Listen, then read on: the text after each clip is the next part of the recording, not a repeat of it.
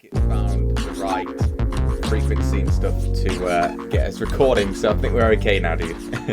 Good. It's one of those, isn't it? Because you just never know how it's gonna go initially, because you just sort of go, "Ooh, is it gonna work? Is the connection gonna be okay?" Yeah. And there's always that risk, right? It's just not gonna go your way, but it seems to be Yeah. okay so far. So far, there's not been a podcast where I've gone, I can't do it. We have to not do it or anything like that. So thankfully, it's been okay. I think, I swear, with it might have been Rusty Bean. They used their phone and just had like a headset or something like that, and that was it. But it's nice that you've got Yeah. a nice camera and I'm everything. using a lot. There's gonna be a lot of this. I can't talk properly. That's fine. Don't worry.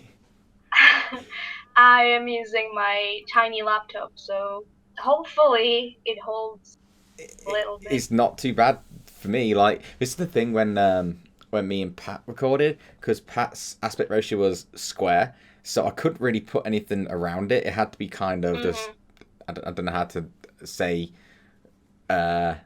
normal, I guess. I don't know how to explain it, but Yeah, I get you. yeah, and so it had to be a blank screen, unfortunately. But yeah, I like your hat, by the way. Thanks. It's very cool. The How Did We Get Here tour. I didn't realise until I posted, might have been last night or something, that it's been over a year now since that tour. Yeah, And like, that's which fucking crazy. which one did you go to? I went to Berlin on the 25th Ah, very nice. of October. I was in London, and it was like November something.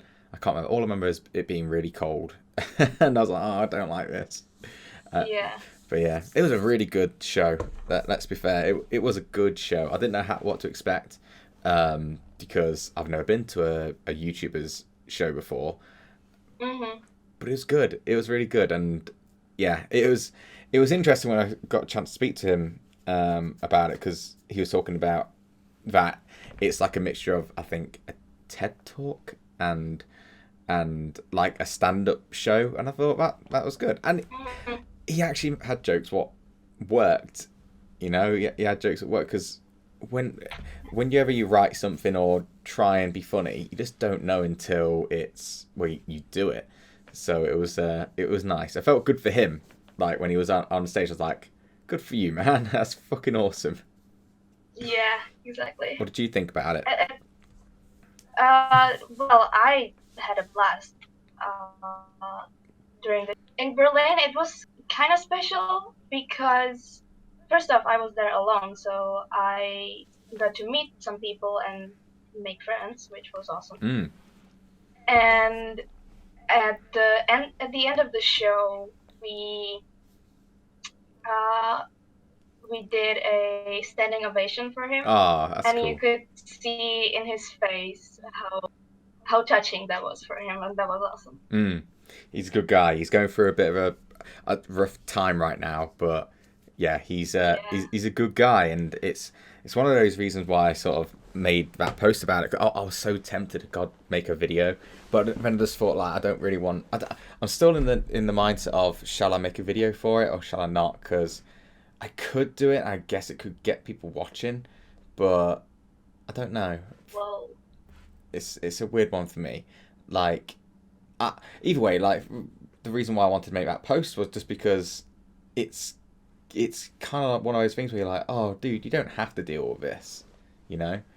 Unfortunately, well, it's not like he doesn't have to. It's that he shouldn't need to. This is something that is completely yeah, out of his control, in a sense, and the fact that he's able to stand up for himself and say, look, I've kind of had enough of your bullshit. I was like, oh, good. I'm so glad that he's just standing up for himself, you know, standing up for what he thinks right. And wait. yeah, it's okay. No, I couldn't hear you properly. You went all like robotic. That's okay. Oh, Robot Me's probably going to be here a few times more than likely. No, I was just saying that Probably. yeah, it was just refreshing to see that he's not just talking about it, but he's standing his ground. Because the amount of people who would have been like apologizing for nothing is outrageous because of this fucking culture we live in where everyone gets offended. But it's not even that. It's that people will find issues with certain people, but then they sort of have a brigade where they try and get people to join in and say, oh, you should be thinking this certain way because of this. And it's like, well, no, fuck you. I can form my own opinion. I can be friends with whoever I want. I can like whoever I want. And it was just nice to see that someone's able to go, yeah, fuck you guys. I'm not dealing with it anymore. And Yeah. it's nice because, god damn it, he's 30 soon. You shouldn't be worrying about this stuff at 30. Like, it's the kind of stuff what you'd be worried about when you're, or you need to worry about when you're like growing up in, like when you're a teenager or something like that, where you need to try and fit in. And really, it's like, well, no, I can do whatever I want, guys, and that's okay. Yeah, and it's also good that he doesn't have to make those posts. He shouldn't need to talk about that shit, but he does anyway, and I think that's really nice. Yeah. You know, to see like into like what's going on with his mind and stuff like that. And that's the thing as well with it all, because he wants to be open with his audience. He wants to, you know, speak what's on his mind and everything like that. And because of this kind of thing, he's even wrote that he's got to sort of close off a certain bit, which is a good thing. It's not a bad thing to close off from certain things. Like, because if you feel like that's going to drag you down, then yeah, then just close off from it. It's better for your health that you close off from it. And for him to just acknowledge it and tell other people what he's doing, what his thoughts are, it's great. It's something that everyone should aspire to as a creator, as a streamer, whatever it is. Just be able to be open and honest with your audience and your community. You know, I mean, that's how we found each other. That's how you know me in a sense. I don't know if that is that true. Like I don't know how. Well, yeah, the first time I saw you was in my notifications, and like you liked some of my art and commented, and then I found out you stream, so I was like, yeah, I will check that out. And then I followed you and we got talking. Yeah. And now you have created the me drinking coffee logo kind of thing, and it's awesome. Like when I saw that fan art, I was like, oh, it looks so cool, and it sort of epitomizes what I do, because I drink coffee and I fucking talk, and that's it. Well, obviously game and stuff, but I love talking. I like talking to people and finding out a bit more about you guys, and this is why I wanted to call you, because I see your work and it's wonderful, but I want to know about you, because you said you were having to do laundry before we had to do this, and we had to start a little bit later, which is good because I wanted to get coffee anyway. But yeah, what? I also make tea, so. Tea. Oh, you're letting me down, Wolfie. Coffee is king. No one can change my opinion on this. And you call yourself a British person. I am like the least British person I know, I believe. There's things what I'm into what I don't think anyone else was into when they were growing up. I don't like football, as in I don't know. Is it called football where you're from? I have no idea now. Everyone calls it everything. It's football, yeah. Yeah, I don't know. This is how bad I am. This is how much I don't care about football. I don't know anything. I don't know what people call it. But yeah, I don't like football. I've never anything what's really British. I'm not a big fan of. I don't know why. Like people who watch TV shows and like there's one called EastEnders, and I'm more of an American kind of culture person. I don't know why that is. I mean, that's not bad, you know. Oh no, I'm very happy about it. And like when it comes to not culture, but I don't know what it was like where you're from, but I'm just starting to get into Dungeons and Dragons, and I know you want to get in on it too. And people in America, and I don't know where it's like everywhere else, but they're like, "Oh, you've never played Dungeons and Dragons before? You never played D&D?" And I was like, "No, I don't think it wasn't as big as America. America is the biggest D&D people. In England, it's like, well, I didn't know about it when I was growing up. Maybe it's just because I was closed off or something. I don't know." I mean, here it's not a big thing either. Mm. Like, well, actually, almost at all. The only time I hear about it is from like America and shit like that and Mm. TV shows. And the only time I um got to play in quotes because not really was way back in primary school where we went somewhere and a guy in like a classmate kind of played it and we did like a 10-minute thing where we just talked Yeah. as play it but just talked and I didn't even know that was a thing, you know. I thought that he made something up, you know, at the spot, but then I found out it's a big deal. It's huge. It's so So big, and I've yeah. and now I've just got started listening to Critical Role, and I've before we I called you, I just let me look because I have it on podcast, but I've just started listening to Campaign 2, Episode 4. I've not listened to Campaign 1, but it's so good. It took me a while. Like Episode 1, I was kind of just sat there because I didn't really know what was going on. I didn't know how it worked.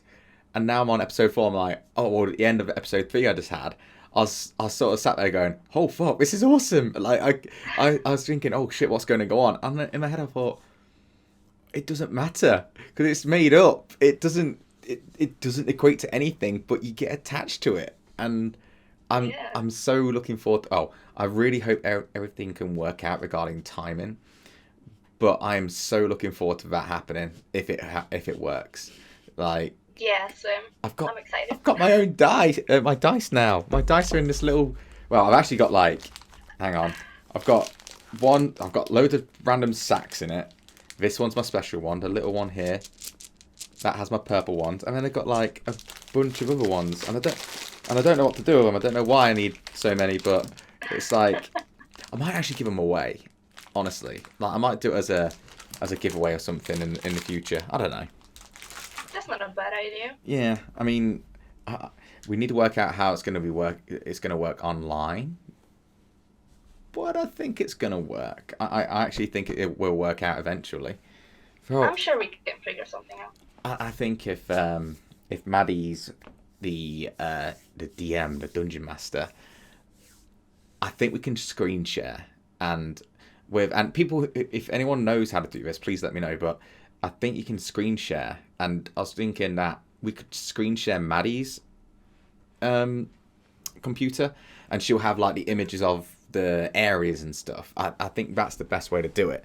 But Yeah, who knows? that could work. Oh, it's gonna be so fun. And here's the issue. Coming back onto yourself, I have no artistic talent at all.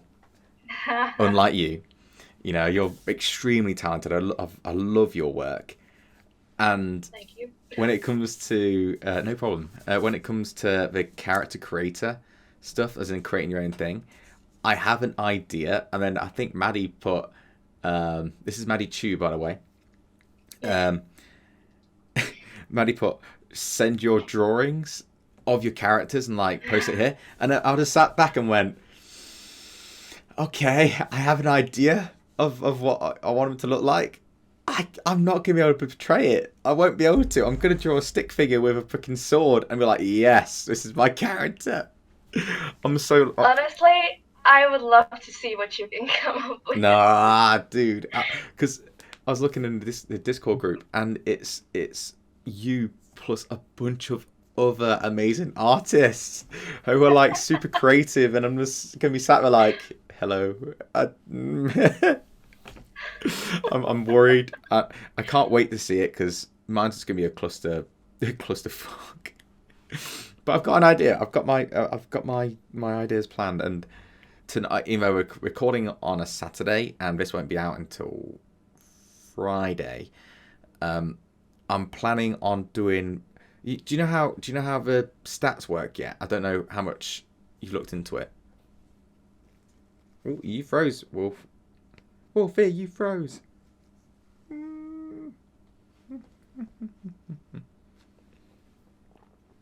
How long were you frozen for? Oh, hang on. Hello, hello, hello, hello. I can't hear you. I Oh, oh, can't hear you right now. hang on. Can you hear me now? Can you hear me now? Wait, give me a second. Everything's crashing. Ah! Okay, I couldn't hear the last thing you said. Don't worry, because I realised you froze on camera. I was like, oh, hang on. So let me clap. Didn't catch any of that. No. So what I was saying was, did you hear me talking about me creating a character and not be able to actually draw it out and stuff like you guys will? You heard me say that, right? Yeah. Yeah. So what I was saying was, do you know how you work out your stats? So do you know how that works? Not yet. I haven't really looked into anything basically yet. I'm horrible because I don't have the time right now. Yeah, it's fine. I'm really busy with school, so I plan on looking into it maybe next week or the week after. Yeah. Like I don't know anything right now. So just I literally figured this out yesterday. I've been reading it and trying to work it all out, but I think I've got it now. So you basically get a certain die which is numbered, and I think 1 to 6 on this one, and you roll it and you get the scores from it all. I think you need to roll it 4. You can either roll 4 6-sided dice, or you can just roll 1 6-sided dice 4 times, whatever. And then you take away the smallest number and then add it all up. Match your thing. Anyway, so are you still there? Yeah, just making sure. Yeah. Cool. So basically, I rolled, and I think I posted it in the Discord because I got really good rolls as a practice run. Mm-hmm. I was like, oh my god, I might keep this. But I thought to myself, okay, that's not. I could lie. I could literally just go, yeah, these are my stats, guys, and that's it. So what I'm going to do tonight is I'm going to record myself or stream myself doing my rolls for my characters. So then there's evidence of whatever I get. And I'm really annoyed because I know they're not going to be as good as what I rolled last night. Last night's rolls were so good. I'm like, oh my god, my character's great. And I know tonight it's going to be like, I'm going to roll and it's going to hit a 1 instead of like big numbers. I'm just going to cry. But then, fuck it, it'll be fine. I'll play around with it. Have you got an idea of your character yet at all? Kind of. I mean, I don't know exactly what I can choose from. Again, I haven't looked into it yet. But I have ideas. Yeah? What's the first thing you thought of? Because I was going to go human, but now I'm not. Well, again, I don't know, but my first thought was dragons. Oh, really? So if I can work in something related to dragons, I would be very happy. Depending on the DM and what they allow, you can have a character what is a dragon. As in, literally a dragon's head. Person, like humanoid dragon kind of thing. I can't remember what they're called, but you can do that. Well, I might go with that. Honestly, the best thing to do, and we'll move on after this, but the best thing you can do is go to a website called D&D Beyond, because that has all the information you need about everything. It's actually one of those where I can go on my phone and I can type in all my stats and it'll keep it there for me. And you know, if you get hit, you can quickly update the app and then it does it all for you. It's really handy. So that's cool. Definitely get that. So yeah, what are you doing at school? Are you? I don't know if when you say school, are you talking college? Are you talking high school? I don't know. Well, school systems is a mess. Of always. I don't know what country has what. Mm-hmm. So it's every time I talk about school with someone from like America, they're like, "What?" Yeah. Like, Yeah. and they tell me about theirs, and I'm like, "What?" Yeah. I'm the same. I'm the same. So the way it works for us is, you have kindergarten, primary school for like 9 years, and then high school for 4 years, Mm-hmm. and then you can go to college. I'm currently on my 4th year of high school, Ah, so I'm gonna be ending in May or something, nice. and I just recently applied to college. So Oh, cool. Which is it? Is it a local college? Is it a faraway college? it's in a different city, like an hour from here, so it's not that bad.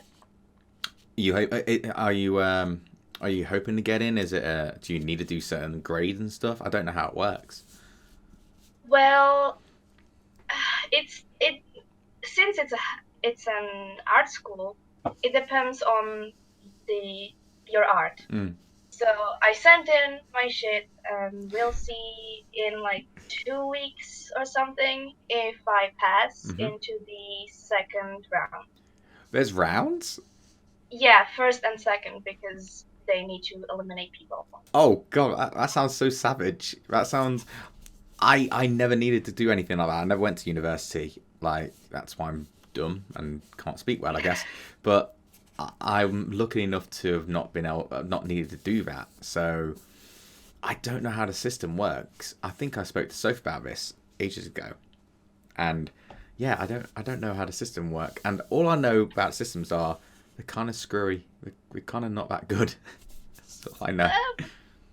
Depends where, yeah. Yeah, that's But true. this one, it's I think the first one is only judged by the art, and then the second one is judged by like art tasks that they give you, plus there may be like a knowledge test on history or something like that. I'm not sure. I'm assuming you like the practical side of things, not the theory side kind of things. Pretty much, yeah. How long have you been doing art for? I know that's such a general question, but it's always nice to know because most people say since I can remember and since I was a baby. But do you have a certain point where you're like, I want to do this? No, I just started at like when I was like 1 years old, drawing at the wall in my room. I drew all Vandalizing. over the house, Oh no, that's so funny. and yeah, my mom wasn't very happy. But look where that took me Yeah, that's the thing. or got me. No, you're right. I mean, So all my life, yeah. I destroyed things when I was a kid, and I tore things apart. There was there's this thing called thing. I don't even know if it keeps going, but when I grew up, there were these toys called Action Men, and I I would I would destroy them. Not tear them apart and stuff like that all the time, but in Toy Story, Hmm. is it Sid? You know the bad one with the Yeah. skull here. Hmm. That was me with Action Men. Like just smash them together, getting them wrestling with each other. And it sounds really strange saying it like this, but putting them in positions so they could like. It's so fucking. Oh, it's so dumb. Oh god.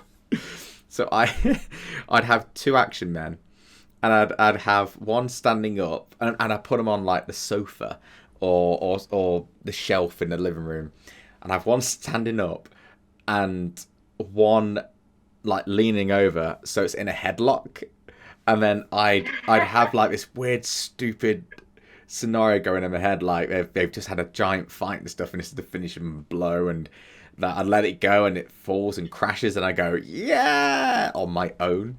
So I I mean, oh, so, I do that still. oh yeah, how? Yeah, Go on, you gotta tell me I about have. this. Well, you might have seen my Instagram. I posted some pictures of a dinosaur in nature. Oh, yeah. Yeah, yeah. So I do this fucking for years now. I take toys and I not play with them, but like I put them in a scenery and Yes. imagine something in my head, and they then take a picture of it. I get you. It's a creative outlet. It's a Same creative as it outlet. same as it was for you, I mean, Yeah. it spurs the creativity, so Well, nothing bad about it. the thing for you is yours looks really like artistic. You think about the positioning and making it look kind of realistic in the shot. So it's like this perspective is it looks real, and Yeah, that's the goal. yeah, and then there's me with the fucking action men. I mean, I'm also 18 at the time that I'm doing this, so you know. Yeah, I mean, when I was 4, I was dumb about it as well. oh yeah. Well, not as an addition to my weirdness. They were always naked.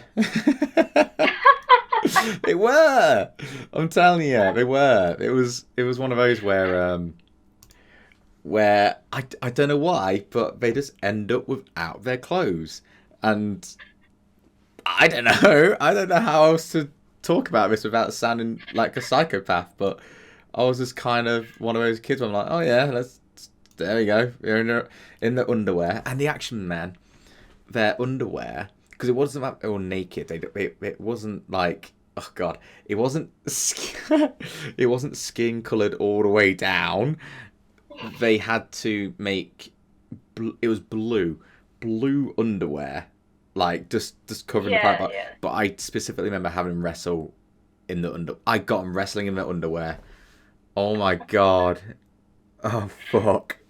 Yeah, I'm looking. Moving on from my weird childhood, and going back onto you, My weird childhood. your weird childhood. I'm looking at the dinosaur pictures right now. They look so cool. Like you got the lighting going on. Yeah, I've just put up the one where you've placed it on like kind of a log kind of thing. I don't know what it is, but when I first when I first was looking at my phone, I didn't see the joints, so I didn't know it was a toy. I didn't know, and all I could think of was like, oh shit, this looks either it's like CGI. It's a picture of something a picture of a CGI thing that you like, or you drew it. And then I looked close. I was like, oh shit, these are toys. But that's good. Like, it's good that you're doing that, because then obviously it's going to help you understand the anatomy of dinosaurs, I guess. So then it helps you paint. I'm assuming that's the reason why you're doing it. I do it mostly just because It's fun. I'm having fun with it. Nice. Yeah. No, that's good though. Like it's nothing wrong with just going. Yeah, I just enjoy doing it. Like, and it kind of comes and is that your big passion then when it comes to dinosaurs? Is dinosaurs your thing? Lately, yeah. I mean, I've always loved dinosaurs. Mm. I like Jurassic Park. Oh yeah. That shit was fucking awesome. And so, but at the start of this year, I picked up dinosaurs again, like seriously, and it still is going on, and I'm enjoying it, you know, and I always like drawing animals more than humans, because in animals you can sometimes imagine parts without being too accurate. Yeah, I get that. And with dinosaurs, it's especially the case because no one really knows what dinosaurs are. Well, they only just discovered that most of them had feathers, right? That was a big thing, because you had Jurassic Park were the people who, I think it was Jurassic Park, they were the people who like made dinosaurs basically that, and then everyone looked around and went, that must be what dinosaurs look like. And then they realised that, I think it was a velociraptor, they're the ones with like real like really vibrant feathers. I don't know, but it's interpreted, isn't it? That now we have feathers, and I think that's actually cooler personally than the skin. Yeah, I think so too. And like with feathers, you can also add in more color Yeah. to the dinosaur. Not, I mean, you can color them even without the feathers, but the feathers give it like an excuse to give it more color, and I think that's cool. It makes it more appealing because when you have this plain old skin, you get like prints, don't you? But that's about it. Whereas feathers can be any color really, and Yeah. because they're popping, it's more like you know what it looks like. It's more like it's life. There's more life to them when they're feathers. Like it can still rip you to shreds and just destroy you, but at least it look pretty instead of just terrifying lizardy creatures like it. And it, when I go to my parents' house, they have chickens and they have an African grey, and every time I look at them, I just think to myself, you used to be dinosaurs. Like, you were dinosaurs back in the day. Back in the day, like, and when I go up to the African grey, and do you remember the shot when, in Jurassic Park where we're in the Jeep, it's the boy and girl, and they shine the light on the T-Rex, and the T-Rex's eye, I think it goes smaller. Yeah, it goes smaller. Yeah. So I always get reminded of that scene purely because my mother's African grey will do the same thing. I hate that fucking thing. I do not like that African grey at all. He is such a bastard. Like he just squawks and just tries to bite people. He's so aggressive. It's so annoying.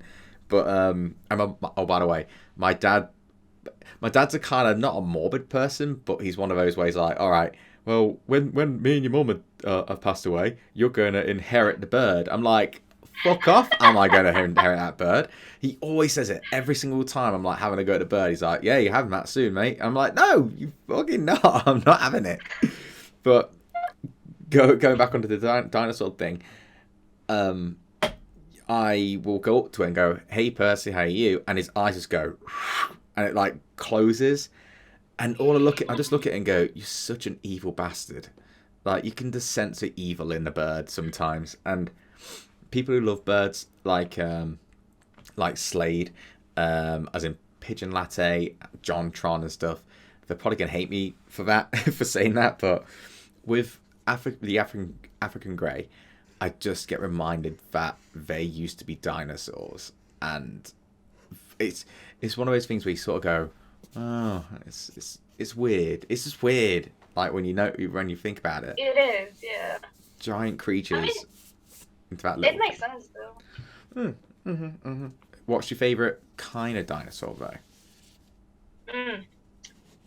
So, kind of dinosaur as in a group or one specific dinosaur? Do both.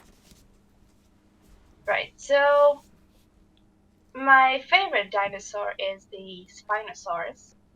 Mm-hmm. You can't really see that, but have you got a toy of it? Well, it's not a toy, a model of it. Can you grab it, please? Sure. Yeah. This saves me time. I don't have to Google it instead. Oh, yeah. Oh, that's so cool. I love the little chain around its neck. Yeah. It makes it look like a punk rocker. Like it's kind of trying to be a rebel. It's a rebellious type. That's a really cool one, to be fair. Why is it your favourite? I love talking about dinosaurs, by the way. I have no clue about dinosaurs, but I love talking about them, so. Dude, same. Do it. I totally don't mind talking about it. It's just these dinosaurs, first of all, they have pretty interesting history. Okay. Because from what I remember, the first skeleton that was found got destroyed in the Second World War, I think. Oh, really? Yeah, because they bombed the museum that it was in. Oh. And, like, no one really knew what exactly to imagine from the skeleton, because this is a fucking weird creature. Oh, it's awesome. So cool. And, yeah, like, the history is interesting, and the look of... they didn't look quite like this.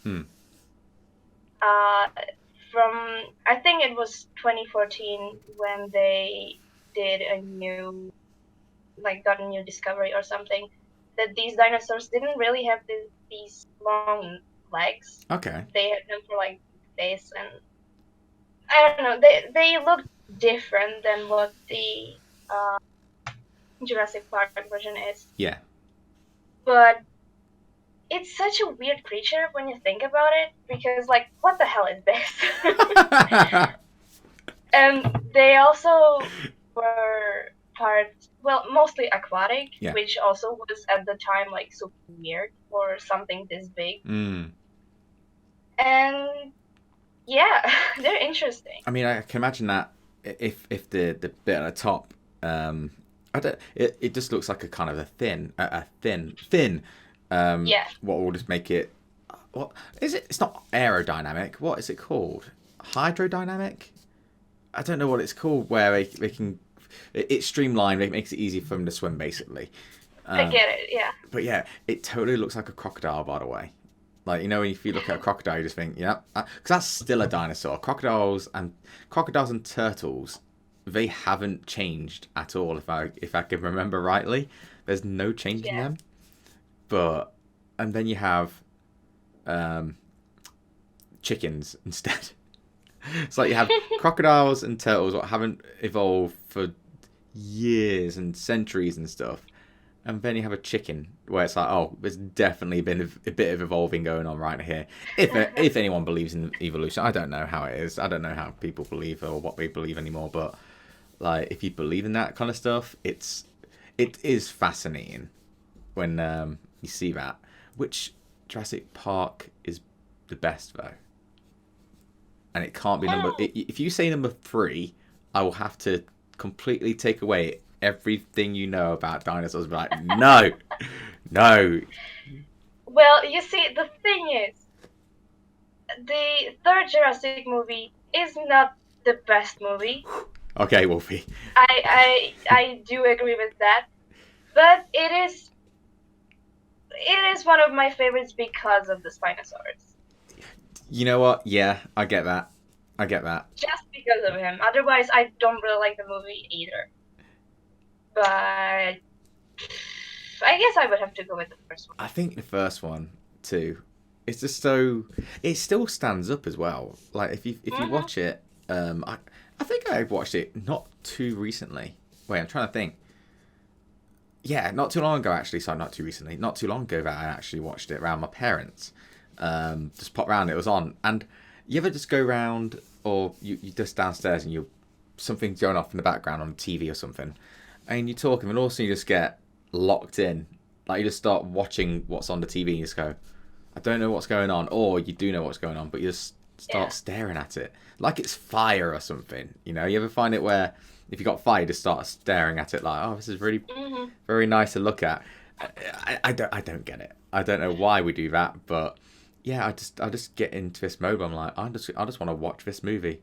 Like I might have started watching it from halfway in, but I still want to watch it because it's just so good. And god damn, that T-Rex, when you first see that T-Rex in that movie, it was so good. Oh. Yeah, and the roar is just so fucking awesome. It's extremely iconic, isn't it? And we don't, obviously, again, I don't think do they know what they sound like? I know in 3 they did that blowing thing of the core. I don't know what it was. There's part what they blow in and it makes the sound of a velociraptor and stuff. I don't know if that's made up or not. You know what? I actually watched a video recently that said that a new discovery, science, whatever, they discovered that the T-Rex might not have roared like that at all. They think that they actually communicated more like, for example, elephants do, just like really low sounds that only they can basically hear. Oh. So I think that's super interesting to like imagine this big giant fucking lizard that's gonna kill you not making a horrendous sound. I think that's more terrifying, honestly. Like, Yeah. what's more do you watch horror movies or anything like that? So, yeah, sometimes, yeah. So there's is it? I don't know which one it is. I think it's Halloween. Oh, Halloween and Friday the 13th. They both have the silent killers where they have a mask and that's it. That is way more terrifying to me. That there's just nothing there than Freddy from Nightmare on Elm Street, where he's constantly talking and constantly saying things. Like, just the idea that it's silent is really creepy. Yeah, because you don't know what's gonna happen. Yeah, You don't know that something's coming to kill you. That I find that cool also. yeah. And like terrifying. I think I'll always like a silent bad guy. I think sometimes when there's too much talk from the bad guy, I'm like, shut up. He's just a bad guy. Just know what you. Only in horror movies, like thriller movies and dramatic stuff, I don't mind that at all. But when it's a horror movie, it's like you don't need to say anything. We know what you are. You're trying to kill things. You're trying to torture people. That's it. I'm trying to think of really good bad guys. I don't know. What's that when you say bad guys? What's the first thing that comes to mind, or the first person what comes to mind, or character? Loki, I guess. Loki. I mean, not because bad guy, but like a villain. You know. Is Loki? And like he is he a villain? he's not really in the movies, but he's like he was introduced as one. Yes, that's true. So that's why maybe. He was a sad. He was just a jealous boy in the end. I mean, yeah, but. Do you think he's still alive now Endgame has gone by? That's the question. I was about to say spoiler alert, but if you haven't watched Endgame by now, oh no, in fact, it's in Infinity War when he actually dies because he gets his neck snapped, if I remember rightly, by Thanos, and then so basically for people who are living under a rock, he gets his neck snapped in Infinity War, but in Endgame he gets the what's that blue thing called? Oh no, my God, my lack of geek knowledge is it Tesseract? I know it. I just can. Is it Tesseract? It's yes. The Tesseract. Yeah. So he gets that, and then he just warps out when we go into the past and all that kind of Back to the Future shit. So technically, he's alive. He's alive in that timeline. How? I'm pretty sure I read somewhere that the timeline that the Infinity War is set in, he's dead. Yeah. He's pretty much dead. Yeah. But when he stole the Tesseract, he created another timeline, and he's alive in that one. I think. Yeah. Well, if I remember rightly, they even bring it up in the movie, don't they? Like they actually have Bruce explain. I think it's Bruce. Yeah. But he explains like how they can fix it all, and the only reason I know that the only reason they put that in is because everyone will pick apart a time travel story. If there's ever a movie with time travel in it, everyone will start picking it apart and say, well, that can't happen because that. Like, time travel movies are... People take time travel movies so seriously, like it's real. It's like, oh, well, if this is happening, this happening, it couldn't work. It's like, shut up. It's a fucking fantasy. It's not real. Stop taking it so seriously. Yeah, it's made up. It doesn't exist. Yeah, just relax and enjoy the goddamn movie. Yeah. You just got to embrace it. Like every movie is dumb, but great. You have to enjoy it. Like just know that it's completely made up and sit back and enjoy it for what it is. When you go into it and you try and take like real meaning from it and real life experience from it, it sort of you overthink it instead of just sitting there and embracing what's going on. And yeah, it's a weird one when you see people break stuff down. It's like, oh, you're taking the enjoyment out of it for that movie. Sometimes, not all the time. It depends, yeah. I mean, if it's fun, then whatever. Thinking about it though, breaking a movie down after you've watched it, that's when it's cool. It's when people like go into it. Let's say you're watching Endgame, and during the movie, that's when you break it down. That's when you take the enjoyment out. I think if you're analysing it afterwards, that's different. Yeah, I would agree. I'm sort of countering myself here, but yeah, I think you'd enjoy it then because it's like, oh, well, yeah, that could work, and all these little subtleties as well in certain movies. That's when I enjoy it. I enjoy that in games. I enjoy that in movies. Just the hidden stuff, like the Easter eggs. Mm-hmm. That's my kind of thing. I don't know. What is your favorite kind of movie, though? Favorite kind of movie? I don't think I have. Oh, really? Or even like a favorite movie. Really? I'm bad at favorites. Why? Because I like a lot of things. Yeah. And all sorts of things for different reasons. Yeah. And when I think of like something that's my favorite, I always forget something that I like more. I'm the exact same. So I try to not have favorites. Oh, really? Sometimes I do, but sometimes, but I can't think of anything. It's hard, isn't it? Because you go into this, when you say, oh, my top 5 things are this. Mm-hmm. The only one I can actually say is like my number 1 would always be Resident Evil 4. I speak about it way too much. I'm not going to go into it too really, but after that, I have like a selection of games, but I can't rank them. And they can, and if I'm in a mood, I'll put this game above this game, and then the next week I'll put that game below that game. Like it's a weird one, but pretty much, yeah. Yeah, I don't know. And when it comes to movies, again, mood. I don't know what kind of mood I'm in, and like I love Lord of the Rings, and I put it on last night, and I was really like sat there. I was like, okay, no, I was lying there with Emily. And I was like, okay, we're gonna chill out. We're gonna watch Lord of the Rings. It's gonna be awesome. 30 minutes into it, I fell asleep. And I was like, oh no. But I love that movie. But I have to be in the mood for it. And I thought I was, and then clearly I wasn't. Maybe I'm getting old, dude. That might be a sign that I'm getting old. That I can't last through a movie without wanting to fall asleep. I'm straight becoming my dad. My dad's the type of person. I don't know if this is like with any of your parents or anything like that, but for my dad, he'll be sitting there watching TV and then it also just goes, and he's asleep.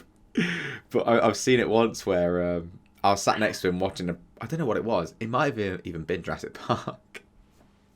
My dad's on the side of me, and I've never seen him fall asleep. I've always seen him asleep.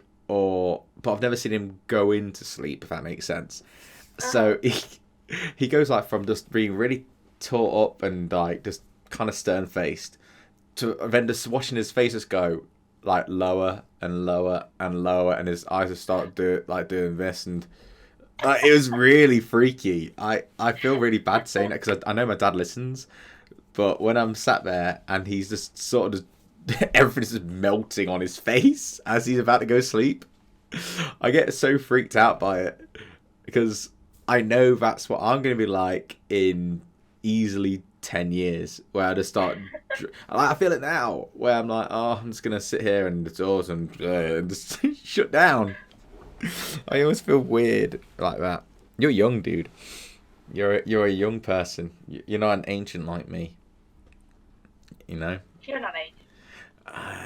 I'm getting dude. I went to the gym today and I went on a treadmill and my knee went a tiny bit, like it started feeling sensitive, and as I was getting set up, my knee right now feels like it's been replaced by a tired person's knee. Like it's so sensitive right now. It's so bad. Like I don't know. I've got training tomorrow or teaching tomorrow, and I don't know how I'm going to be able to teach because my goddamn knees are fucked right now. I don't know. the struggles of my age, of the ripe old age of 28. The ancient age of 28. What do you think of the whole boomer situation? Are you a fan of it? I like the jokes. I like the jokes. Memes. Don't you think though that because it's getting so serious from the people who are defending the boomer side, it takes away the enjoyment? Well, I haven't seen any of that personally, so I'm still enjoying them. Oh, really? Yeah. See, I've been watching quite a few videos where it's like they're talking about it and they sort of tell people who are watching what people are reporting. So they're starting to say like it's banned in workplaces. It's becoming the same level as saying, I don't know if it's, I think it is. I swear there's an article that says it's as bad as saying the N word. And What? yeah, and I'm just like, Why? yeah, it's like, no, that's not true.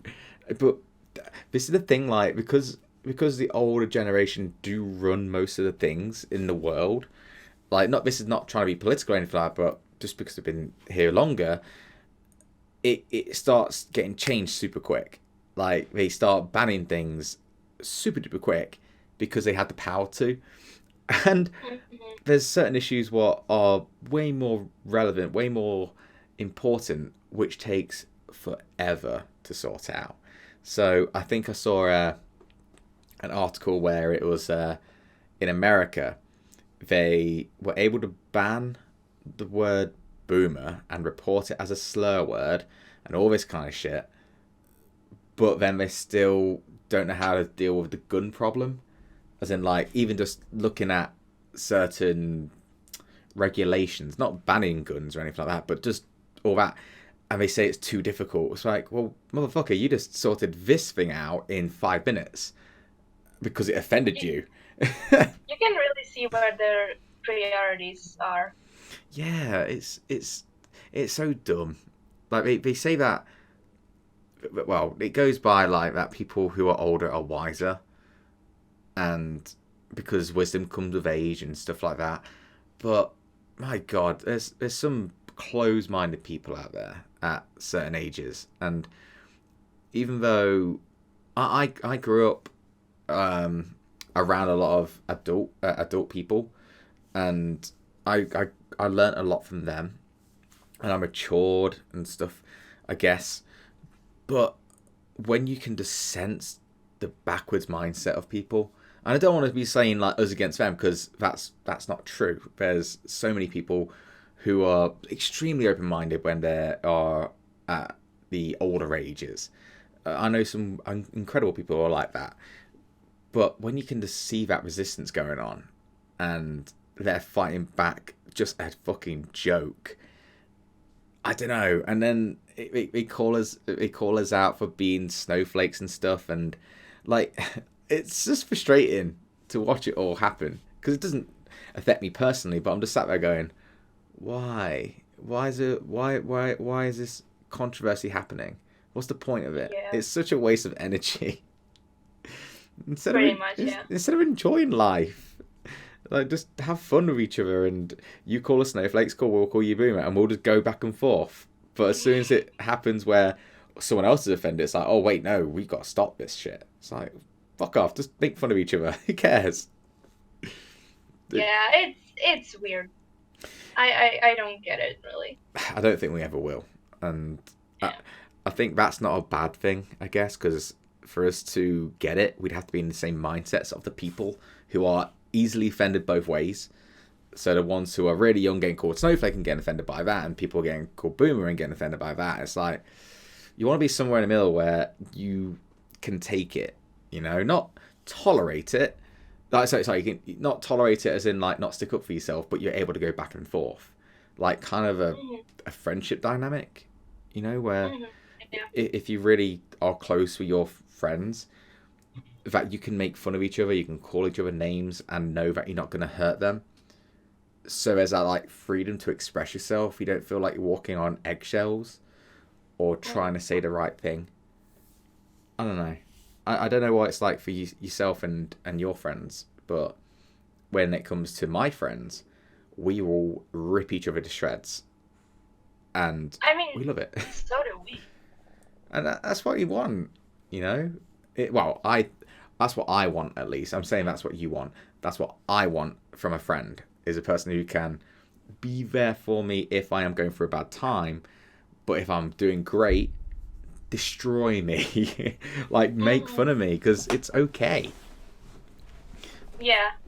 I am the same. Like, when I call my friend a bitch, I expect her to say it back and just have fun with it. Yeah. So Have you ever done it where you make fun of someone and they take it the wrong way? yeah, it's not a great feeling, No, of course but not. It's definitely not a good happens. feeling. I've done it way too many times. Like, I'm the type of person who will, if you're in my if you're in my friendship circle and we're on a night out, or we're just hanging out, or we are just there, I will go and make fun of you quite substantially. Not in a, I will never put you down ever. I don't want to do that, but I will make fun of certain things. So Emily gets the brute force of me sometimes, where if she says a word wrong or anything like that, I'll rinse her for it because that's funny for me. And then if I say something like that, I want it back. I want that kind of thing back. And sometimes I've made fun of Em, and she gets really upset. And I'm like, oh no, I took it too far. Yeah, it's you gotta know where the line is, but Yeah, otherwise, it's fun. I do it too. it's healthy. You know, I think people who don't get the shit ripped out of them, or don't get uh, don't get put down in a funny, friendly way. That's when you get the people who will just protect themselves in a plastic bubble and be like, you can't say anything to me because I'm this, and it's like, okay, I get it, but if you're gonna be constantly trying to protect yourself from everything out there, you're not gonna be very, I don't know. Let's say college and stuff. There's a lot of like protection in college, which should be good, but understanding that life's not always going to be that way for you, and people aren't going to give you a shit all the time about whatever it is. So just to be able to say, to be able to take it and be able to give something back, so there's a back and forth kind of thing going on, not in a hateful way, but if someone makes fun of you for how I say certain words, then I can say something back, and it's like, yeah, but in a friendly way, to be able to take it on the chin, but in a good way, not fuck, that hurt me deeply.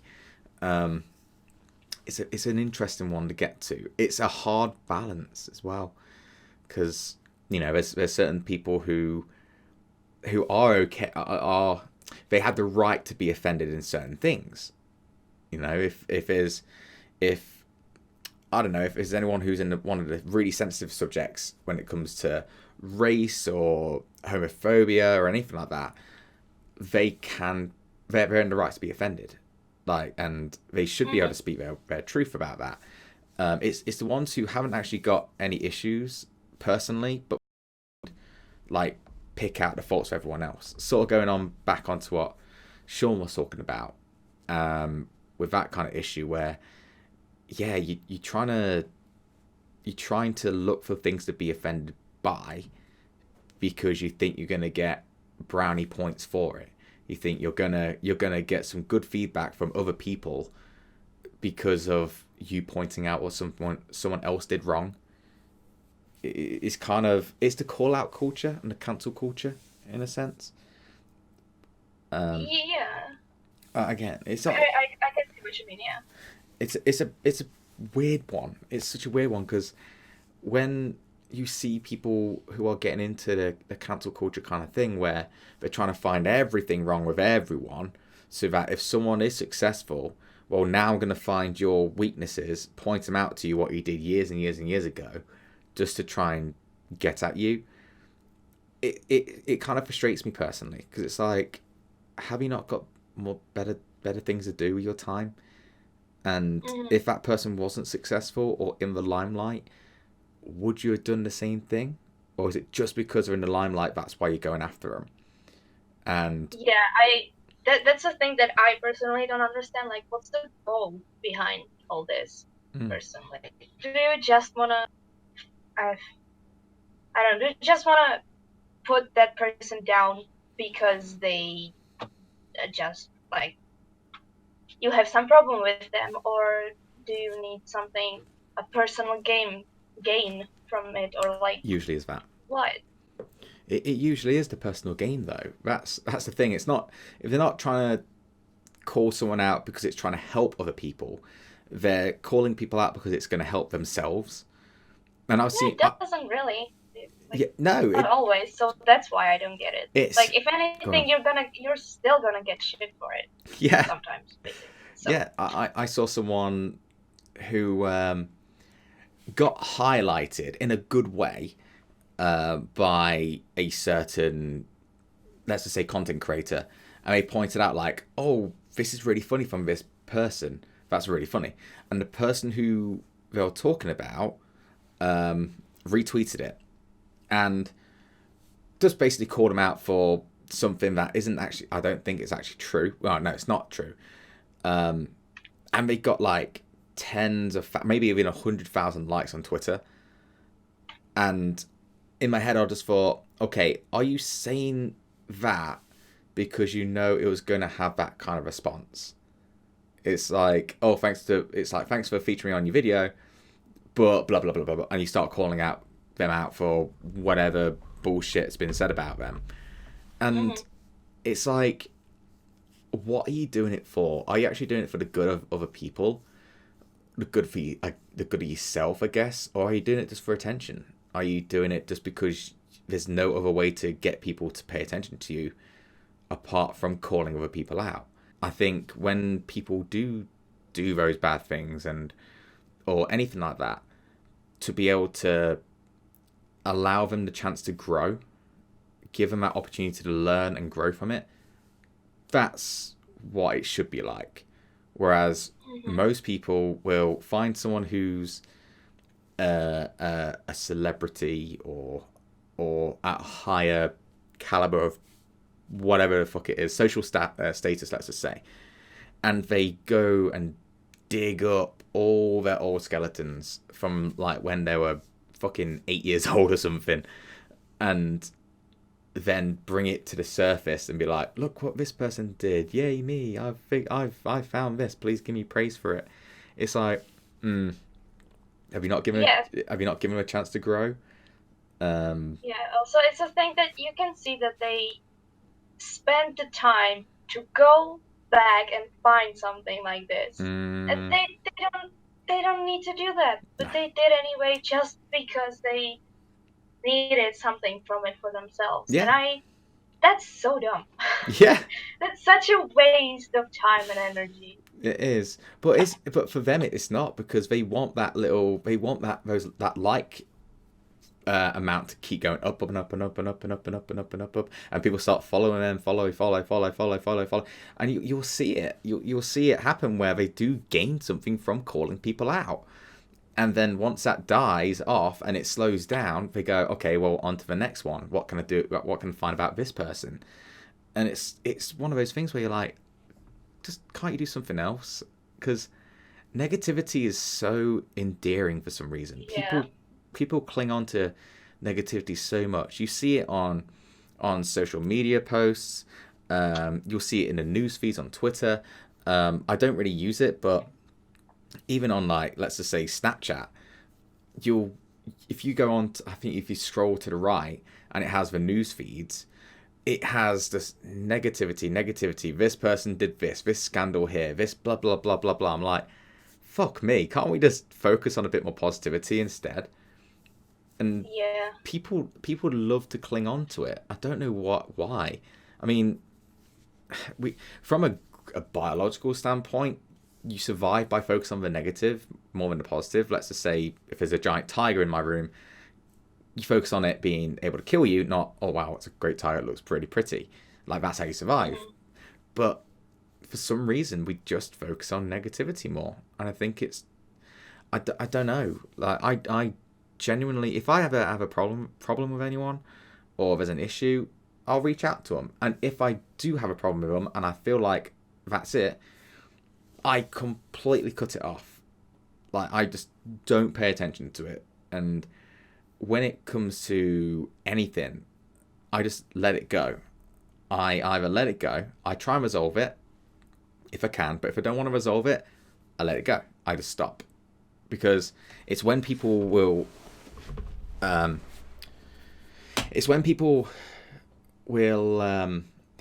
a negative opinion on someone, and then they try and talk to other people about it, just so then that person can go, oh, I agree with you.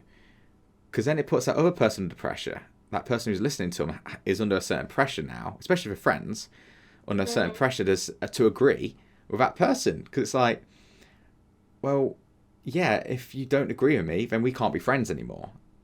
You know? And then it goes on and on and on and on and on and on.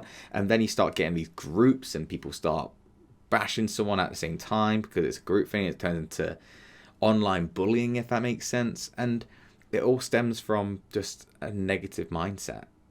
And just instead of just saying, like, okay, if you don't like that person, just don't speak to them. It's so easy. It's so much easier to... Yeah. I've gone on such a rant because this is sort of on the forefront of my mind. In fact, I was speaking to someone about this yesterday.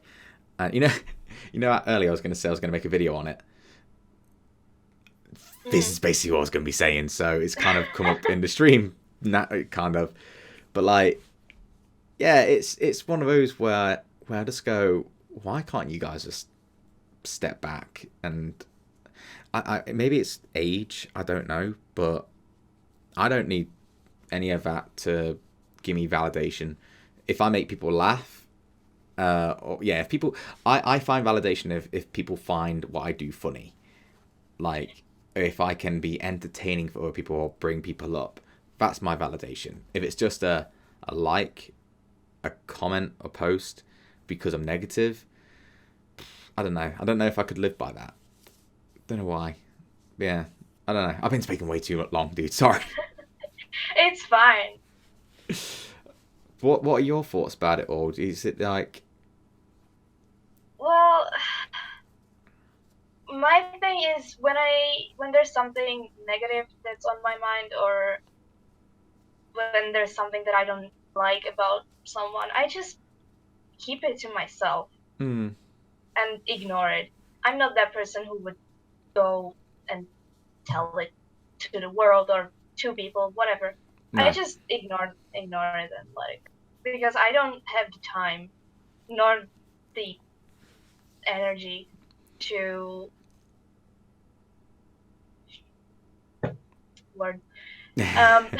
No, I'm with you. Yeah, the energy to actually follow it and the energy to actually post about. Yeah. Only time I've ever done this is and actually like said, oh, this is wrong and probably do it, was the Logan Paul one, but that's it. Like, and when I posted that, it was a knee-jerk reaction. It was me getting upset and recording and blah blah blah, and I noticed like a lot of people were watching it and it got a lot of clicks and shit, and part of me was just like, oh, that got a few likes. Oh, maybe should I do another one? And the temptation to go down that path is so fucking there. Like, talking and being not negative, but calling people out and talking about certain negative things.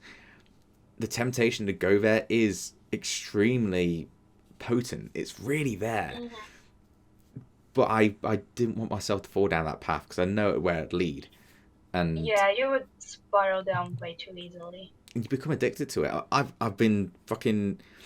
Last night I was looking at my phone and I got frustrated at myself because I'm starting to get really attached to like social media, and I need to step the fuck back from it because same. Because I feel like the podcast is going somewhere and what I'm doing's starting to become a bit more popular, I guess. I'm constantly trying to keep on top of it with the social media side, and I'm really catching myself right now in like a weird place where I'm constantly thinking I need to be on this, because if I miss someone commenting or I miss someone liking it or anything like that, then something bad's going to go on. I'm in the process right now of trying to learn how to step back from it, because oh man, it's really getting me right now. Like this, if I had one fault with my personality and what I'm doing right now, is I'm way too I'm attached to my phone way too much right now. Way too much. Yeah, I feel that. What's it like for you? It's also why. It's also why I kind of want to just leave my phone alone during the holidays. Because I feel like I need a break. Yeah. So I might have to do that. What do you do on your breaks? So let's say you have nothing else to do. What's your go-to thing? Well, draw. Yeah, of course. Or I play games, or maybe if I'm lucky, I hang out with someone. That's not always the case though.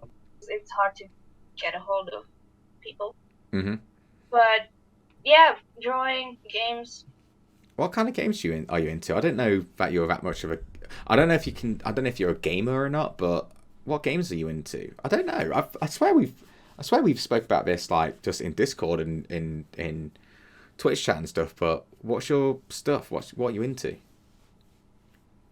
Well, I don't have anything specific because I like a lot of things. But the thing that I recently played most was Minecraft. Yeah. First up.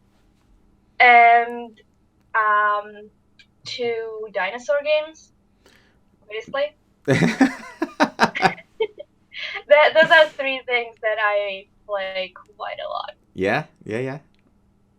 What's dinosaur games though? What dinosaur games are you talking about? One is the Jurassic game. Yeah. Jurassic World Evolution, or what it's called. Uh-huh.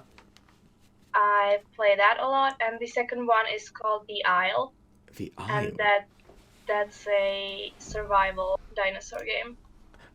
As in the Isle, as in the Isle. It comes up with the Isle of Wight, the Isle of Man, the Isle of Skye. Just the Isle. The Isle. Oh wow! Oh, I didn't know this existed. It's fun. What's it about? Is it that? I don't. Yeah. What? Tell me about it. It's just a usual survival game. You pick a dinosaur and you try to grow and survive. Wait. So You just said it's a typical survival game, and then the next sentence was you pick a dinosaur. That's not a typical survival game. Fair enough. It's a dinosaur survival game. Yeah, all right. That was so funny. Oh god, that was great. Yeah, go on. Sorry, tell me about it. I mean, that's pretty much it for now. You just go around and find food and water and members for like a pack or something, and you play with people. So is it like so it's like a dino simulation kind of thing then? Yeah, basically. That's so cool. Like, because it's dinosaurs as well, and you don't know what they would actually do, I think you can get into it a bit more. Like, there's that monkey. I don't know what it's called. You know the monkey game where you play as a monkey, and like Sean's played it, but oh yeah, I don't know I can't remember. That for me is the kind of game I would stay away from the most. I personally don't like simulation kind of games, and I get that that's more of a game because it's you got mechanics and stuff and you find snakes and shit. But simulation games for me, like realistic simulation games, sorry, I just can't get into them. I want to be taken away from reality, not sunken in more to reality. So like if you got truck simulator and bus simulator and farming simulator and freaking I don't know, teacher simulator, I don't know, but like those kind of things I'm just not interested in at all. I personally like them. Really? But they have to be fun. Yeah. Like, and with this one, it's you don't get to know what it was to be a dinosaur. Like, so it's. I don't know how to explain it, but like, if it's a simulation of something that I can do in real life, I'm not gonna do it because Yeah. I can do it in real life. You're But if yeah, it's a we're on the same simulation, page. if it's a simulation of something of an animal, I'm gonna play that because I'm interested in it. I'm kind of the same with driving games. Driving games to me are boring. Like people love driving games. I get that, totally get it. Me personally, just find it boring as fuck. And like you said, it's because we can do it. It's something that we can do. So there's no fantasy for me. And yeah, it's a weird one. Where I want to be taken away when you're playing a game. I want to be taken away from reality. Like I want to be taken to a place what is super weird. You might be playing as a human, but it's in a setting what's not normal. Where you have the people who play and really love games like FIFA. I'm saying FIFA because that's the only one I know by name. But then you have the football games, the basketball games, the rugby games, and golf games. My God, golf games! How the fuck are they a thing? Oh my God, I could not think of a. Oh, if I was trapped in hell, I think the thing that they torture me with is you've got to play a golf game, because golf anyway is supposed to be like really therapeutic and stuff. People really get into it. But just the idea of going, pop, and then just walking, and pop, and just walking. I could not think of a worse kind of hell for me than actually having to simulate that game. Like, imagine being having a VR headset, yeah, and you're playing a golf game. Oh God. That'd be so fucking bad. You know what? We have a Nintendo Wii. Yeah. The old one, and we have some sports on that, and there is golf. So you just have the thing in your hand and. Yeah. I mean, just wait. Like, why? Like the bowling one on the Wii, the bowling one's fun because you can spin it, you can do this, and you sort of run up. But just golf, stand there and just fucking hit a ball and watch it. Like, just the only thing I can, if you're into it, or for me to get into it, you either do the golf range where you literally just hit the ball as hard as you can and that's it, or you go to mini golf. Like mini golf is fun because it's unrealistic. You got a giant windmill and you got these things what can eat it, and like, wow, my imagination is terrible. A windmill and something that can eat it, great. But the realistic golf games are probably the worst game for me. I don't think I can think of a worse game. But then you have there's that other golf game where it's crazy golf, it's mini golf, but you can play with your friends. Do you know which one I'm talking about? Yeah, golf with your friends, I think. Yeah.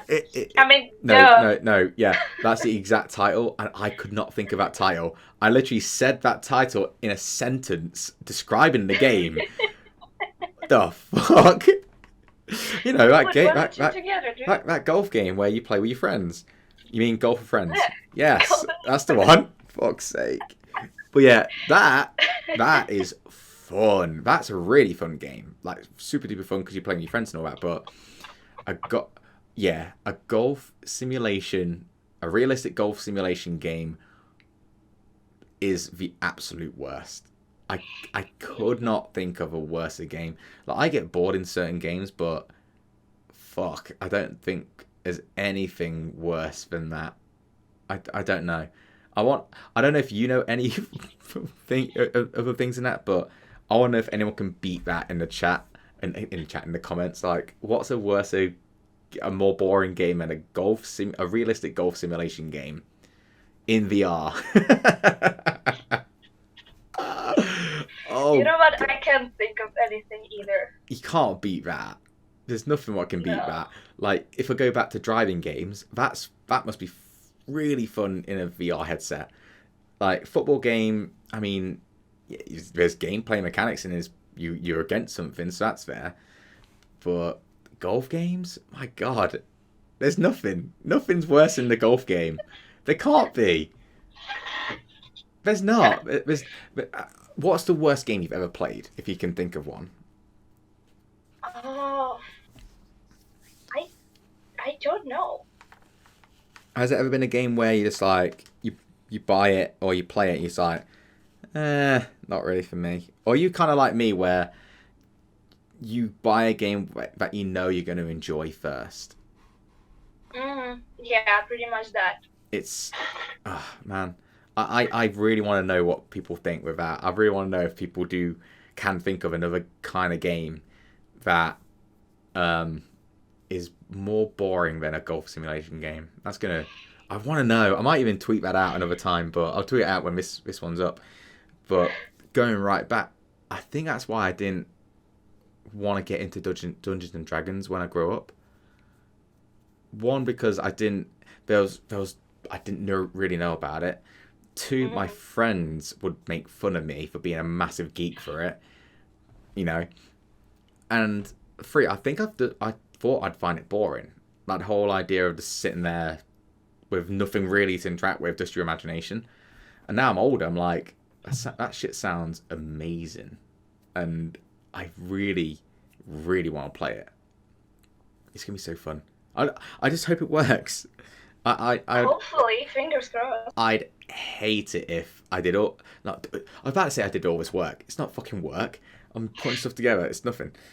But I like spend this time putting things together, researching, knowing how the game is played, and then it's like, nah, we're gonna leave it. I invested in dice. I need to play. I'll play my own, just in case. I'll be my own DM, and that's it. I'll try and force Emily to play with me, even though she's not interested at all. I don't know. Play it with your dog. Finn could be DM.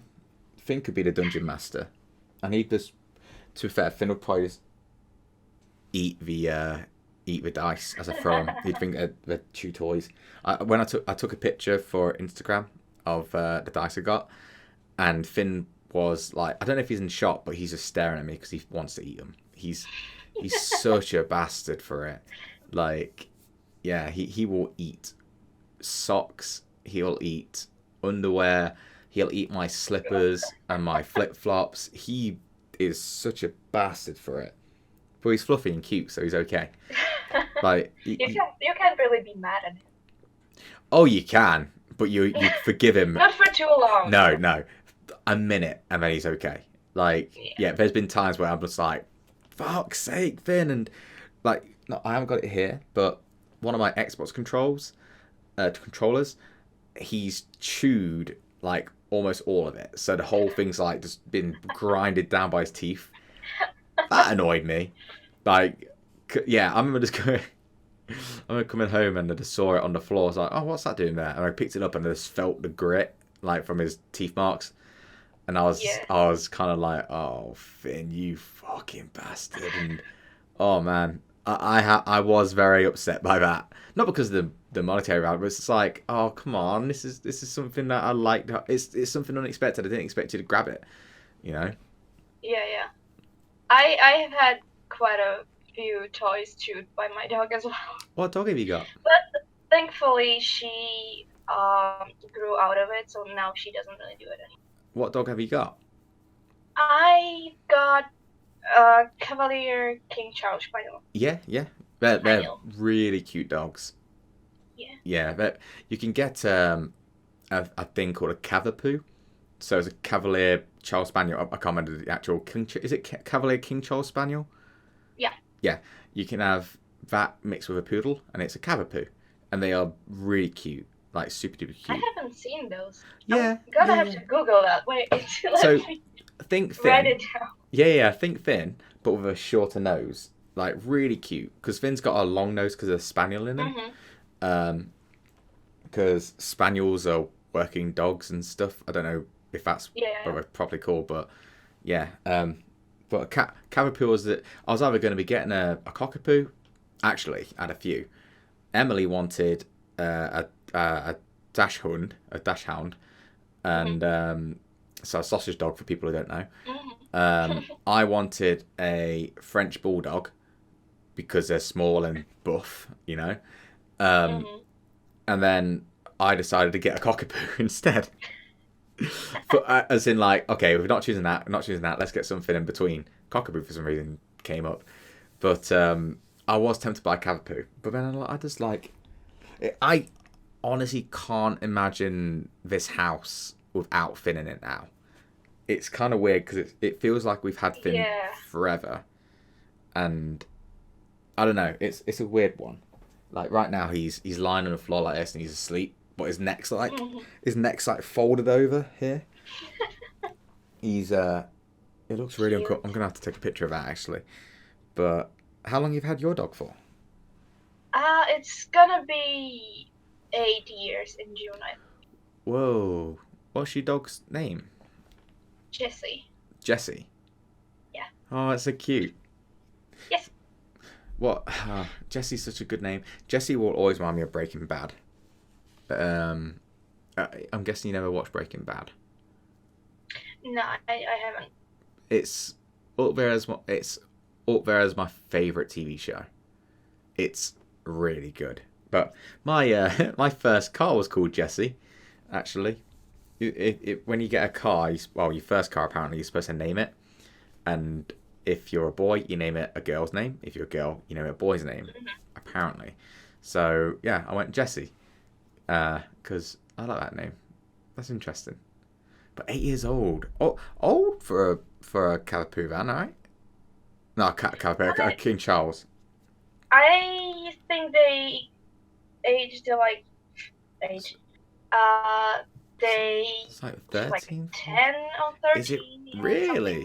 Like I'm hoping that Finn's going to calm the fuck down one day because he's nuts. Like me and Emily are really worried right now that because he's going to be coming to the wedding on Easter, and Emily's really worried that he's going to see Em, get really excited and just jump up her while she's in her wedding dress. Yeah. And like that's going to be the biggest disaster out of all the disasters. Like I've got best man, and I've got I can't remember the term for them all, but groomsmen. I've got groomsmen.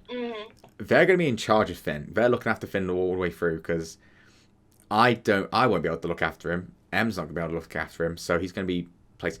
I don't know if we need to bring him because anyone who could look after him during that day will be at the wedding. So it's kind of one of those where I'm like, we need to train him, and I don't know because I don't know how to train him for this. Like I've googled it and tried it, but it doesn't work. So maybe I gotta get a trainer. Maybe I don't know. Have you ever trained your dog or? Yeah, I was the one who taught her everything basically. That's so cute. And she's very smart, so it was that bad. What's the best trick they can do? She can wave. Really? She can vibes. Oh. She can roll around. Wait, roll over, yeah. Roll around isn't them just messing about. Right, roll around. Just go nuts. Yeah. I tried to get Finn to roll over, but it hasn't happened. We got him to sit, stay, paw, high five, stay and wait, the same thing. That was like done super quick. But roll over, he just when he try and get him to turn, he'll just start biting your arm, like playing with you instead. So it's like, God damn it. Dogs are so cool. Like, how old is he? Finn will be 2 in January. Thing is, if I remember rightly, it's January the 9th. I think he'll be 2. Yeah, then you're gonna have a long time still for him to go. Yeah. Well, sometimes the people who have had cockapoos, when we walk in, their dogs are like 8 years old and 9 years old, and they looked at us dead in the eye and went, "He's not going to calm down. Yeah, and I'm like, I just sat there and went, oh fuck, all right, just got to deal with it, unfortunately. But yeah, I love him. Won't change him. And you know what's really funny? I didn't know if I wanted to get a black dog or wanted to get is it apricot? I don't know what it's called, but let's just say black dog and blonde dog. Yeah. Mm-hmm. So I flipped a coin instead because I went to the breeder and he was like, "Oh, you got this one." I was like, "This," because when I went in, I saw the litter of puppies and two came up to me instantly. One was Finn and one was another one, the apricot one. I think it is apricot. And I didn't know how to decide. Literally had both in my hands. I was like, they're both really cute and all this kind of thing. And then I just sort of went there and went, okay, hang on, put them down and flip the coin. Um, and I think Finn was heads and the other one was tails. And it landed on heads. And I was like, okay, that's fine. That's cool. Because I use, and I don't, this is a good strat. If you've ever been caught not knowing what to do out of two things, like this or that, so you have like, I don't know which one to decide, the best thing you can ever do is flip a coin. Because if it lands, let's say you say heads and tails, and it lands and you say, okay, I'm going to have this as tails, this as heads, and it lands on tails, you will instantly know if that's the right option or not. So it's not a case of it lands on heads or tails and you have to choose tails. You flip, it lands on whatever it is, and then you know which one you really want. Because if it lands on heads, but you really want tails, you'll go, oh, I want that, and then you decide. Like, it's the best thing. I do it all the time. So if me and Emma are deciding on what bad food to have, so pizza or Indian, we'll flip a coin and it'll land on Indian, and then I'll go, oh, I want pizza. Like, you just, it's so good. It's the best thing I ever learned to do, because it stops that indecisiveness. Because I don't like sitting there going, I don't know. I'm not patient enough for it, I guess. But Yeah. it's one of those. I don't know. It's one of those things. How are you for time, by the way? Have you got any plans for today? Not really. No, that's good. No. Because we're gonna move on to questions, if that's okay.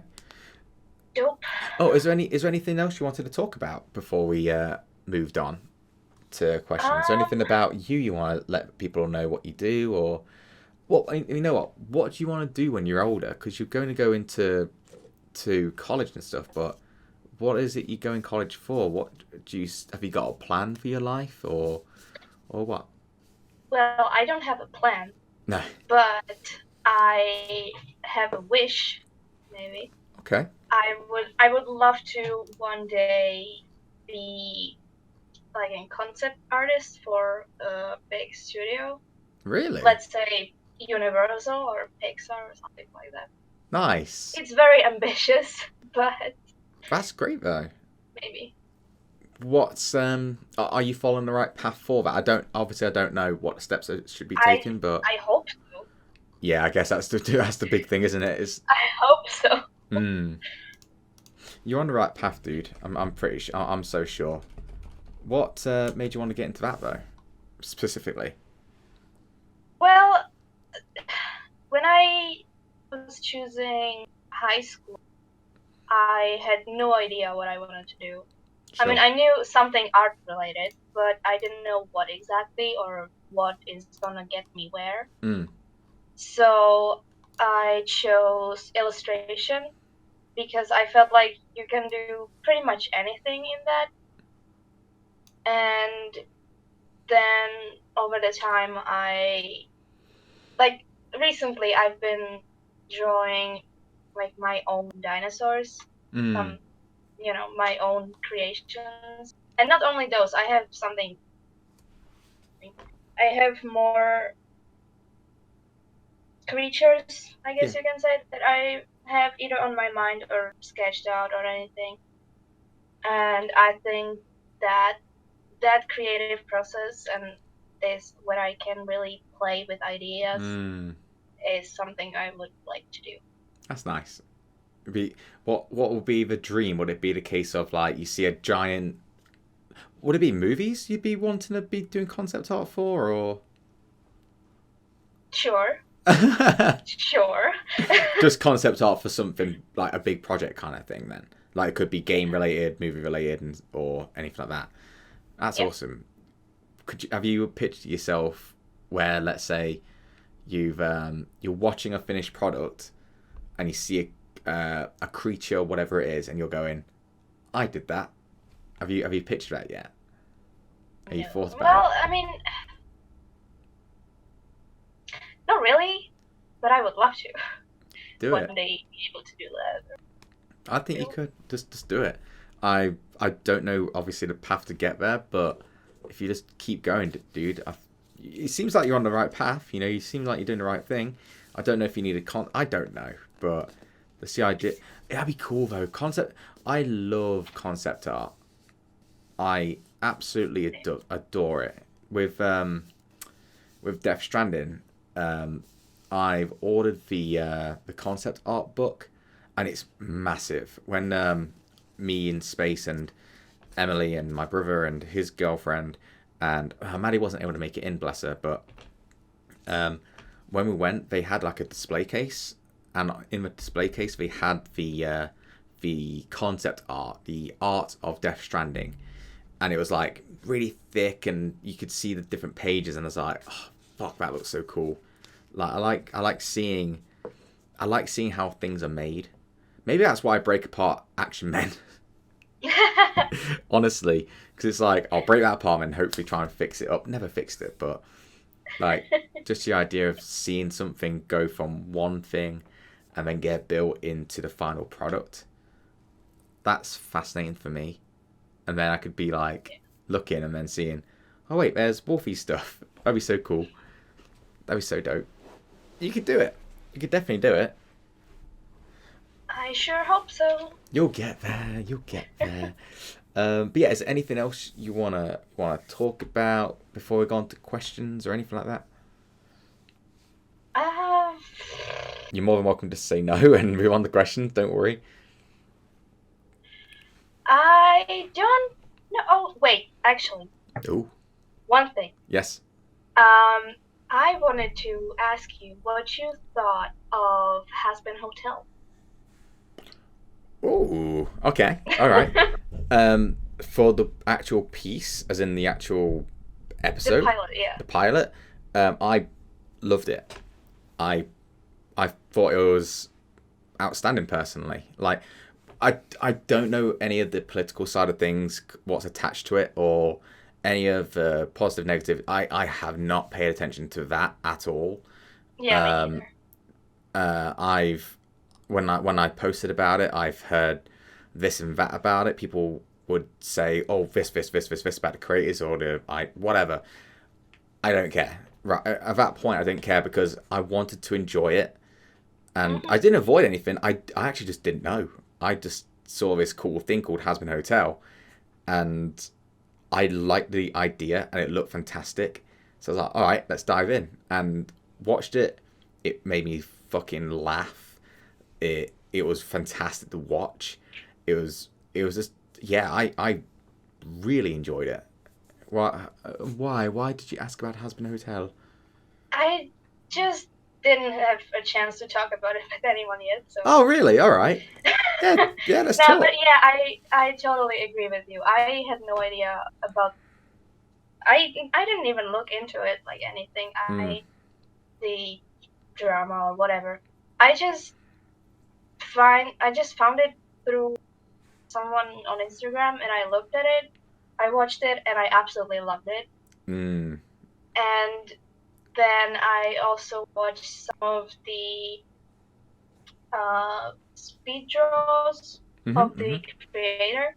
And Oh, okay. for me, because I really, really enjoyed the style of it, the art style, it it helped me be positive about my own style because that's Okay. something I struggled with.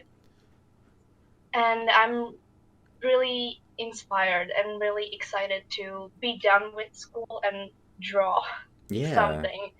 related to has been, or just explore my style a little bit more with what I've seen from has been Hotel. Who's your favorite character? It would have to be Angel. Oh, yeah, Angel's very cool actually. Angel and Alastair are just I like awesome. I like glitchy bad guys. I fucking love exactly. them. They're so cool. Like people have. Let's go to Sean's egos. Everyone like goes for JJ and people go for Jackie Chase. Boy and Chase. Yeah, Chase, big one.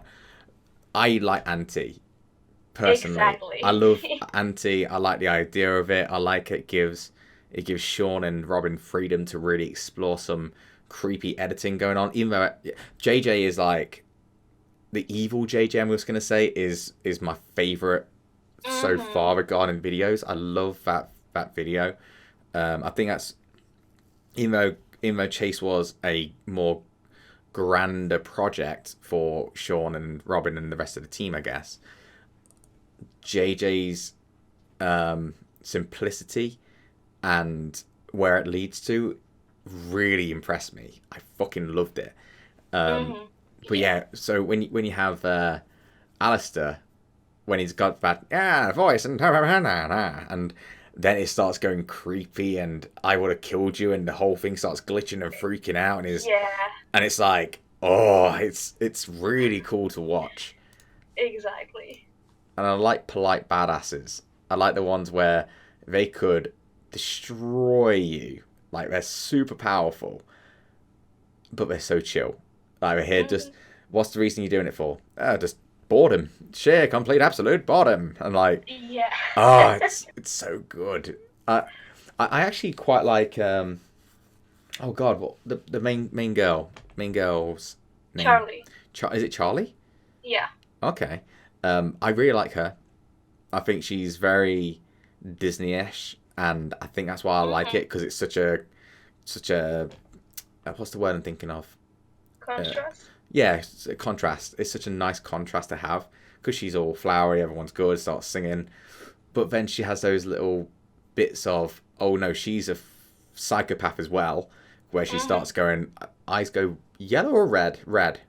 I think they go red. Red, yeah. But when you see that little bit of a red in their eyes, and it's like, yeah, I like that too. I want to see that and the corruption kind of stuff. I like the idea of corruption quite substantially out of a lot of things, where something what was bad turns good. Turns bad. That's a kind of like JJ situation. Yeah, that's true. Pretty much. Yeah, and it's out of his control, and yeah, it's really cool. In the JJ video, when they extend the mouth, like it's a very Japanese ghost kind of thing, where the jaw elongates or the mouth elongates. It's very Japanesey, and or actually more. Do you ever watch? Have you ever read any Junji Ito manga? Can't say I have. If you like glitchy stuff or creepiness, really give that a read. It's fantastic. It's really, really good. Okay. Yeah, definitely do. I'd recommend it to anyone, and it's creepy. If you want to get freaked out, I saw pictures. The most and it does look interesting. The most famous one is oh damn, I can't remember the name of it's actually gone out of my head, but it's it's one where it's a lady and there's a spiral going on and the eyes going in. I saw that one. Yeah. That's like there's two things what are famous. That one, well, most famous. That one and the lady called Tommy, Tomie, I believe. But I'm not going to say anything about it apart from it's a wonderful concept, and it's like an ongoing series of the same girl called Tommy. She appears in every single story in the series, and it's so good. It's if you ever want to get inspiration for like creepiness, check it out. Like, because I know you like doing the creepy illustrations sometimes, and the biggest one for me is the fucking auntie with the head split off and he's pulling it up. Like, that's one of my favorite pieces you've done. I've had so much fun with that one, and I'm Yeah, still really happy with it. it's really good. It's really good, and Thanks. like yeah, but Junji Ito, trust me, just do it. It's really good. You'll get hooked. You will get hooked onto it, and you'll hate it. You will not feel good reading it. You'll reading it, and you'll be like, but it's so good, dude. It's sensational. I love it. Okay. He does he does it as well, where Junji Ito will write or do manga. I don't know what it would be. He makes manga, and he bases it around his cats as well.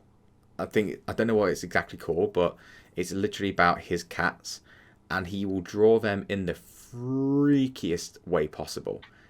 Like, it's unnerving when you watch his stuff, and his use of black, like black ink, is so good. And I really want to get actual physical copies of the manga because of that. Because you get it digitally, you can get a digital format of it, but I really want that actual. I want to see the ink. I want to see the how it really looks, because that shit just fascinates me. I love it. I love it. Love it. Love it. Love it. Love it. Love it. What did you think about the Hasbin Hotel, by the way? I know we ain't really. I've been speaking about it, but what were your thoughts before we move on to questions? It was amazing. Yeah. I really, really enjoyed it, and I watched it a bunch of times. Oh yeah. Yeah, it's so good. It's a damn good one, I have to admit. It's one of those where you're so glad it worked out, because it could have been so hyped up and then just didn't work in the end. Yeah. You know what I actually liked as well? Sort of going back to kind of what you wanted to do in the concept art and stuff. I loved seeing the artists who were involved in the project. So the people who were doing concept art, doing all those little pieces, and this is my scene, and seeing them post about their scenes. Yeah. I loved seeing that, and like people being really proud of the project because they're attached to it. Like, this is something that I did. This is my. The first one I saw was the ending scene where they're walking back to the hotel, and someone posted that they did that shot, and I was thinking, fuck, because you just think, like, you look at it and go, oh, it's just one big scene and that's it, one person did it. It's like, no, this is a collaboration effort of, I don't know how many, but let's just say tens. A lot. Yeah, a lot. Let's just say tens, because I don't know. I'm not going to say hundreds, but maybe hundreds of people who got involved. It's like, it was great. I loved it. And again, you know what's funny? People told me about the controversy behind the creators and stuff. I'm not going to look into it at all, purely because I just want to enjoy it. Like, I want to detach from that and just see it as a project, and that's it, and enjoy it. Exactly, yeah. Because the amount of there's movies out there which are really well known and masterpieces by any people's standards, and sometimes the directors are known as being complete assholes to their actors and actresses more than anything. I've heard it where people have been like abused during it because it insinuates the emotion and all that kind of stuff, and it's like, fuck you. You feel bad because of it, but then it's like, well, look at the product, and it's nuts. It's really weird. It's a really weird moral compass that people need to follow, because if you enjoy it for just what it is, that's what I'm trying to do. But if I start attaching different things to it, different politics to it, if you would, it takes it away so badly. And it changes your view of it. Yeah. Absolutely.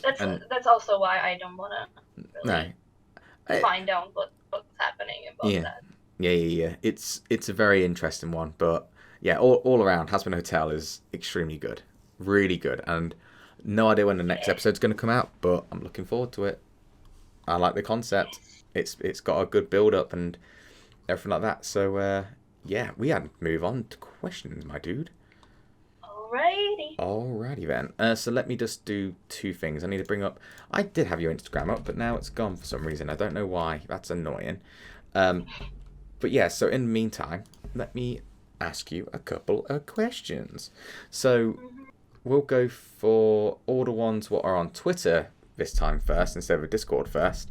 So the very first one, thanks to anyone who has sent in their questions and even liked the post and retweeted the post, because the post got a shit ton of likes, and that's down to you, dude.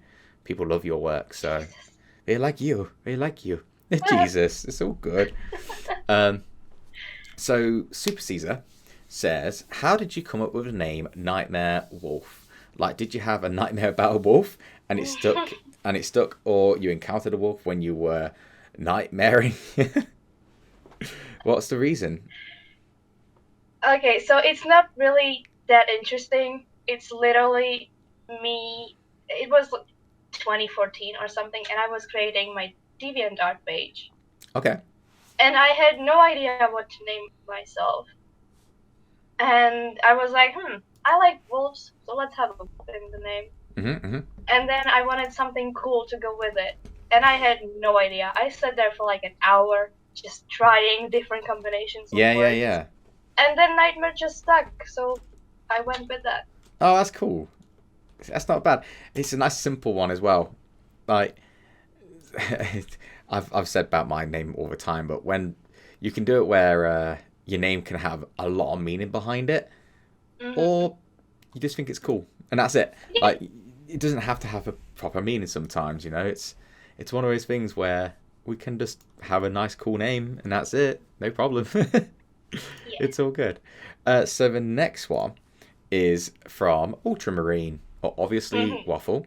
The question is, how does being a sinful abomination that likes sour candy and all the suffering, pain, and shame that comes along with it feel?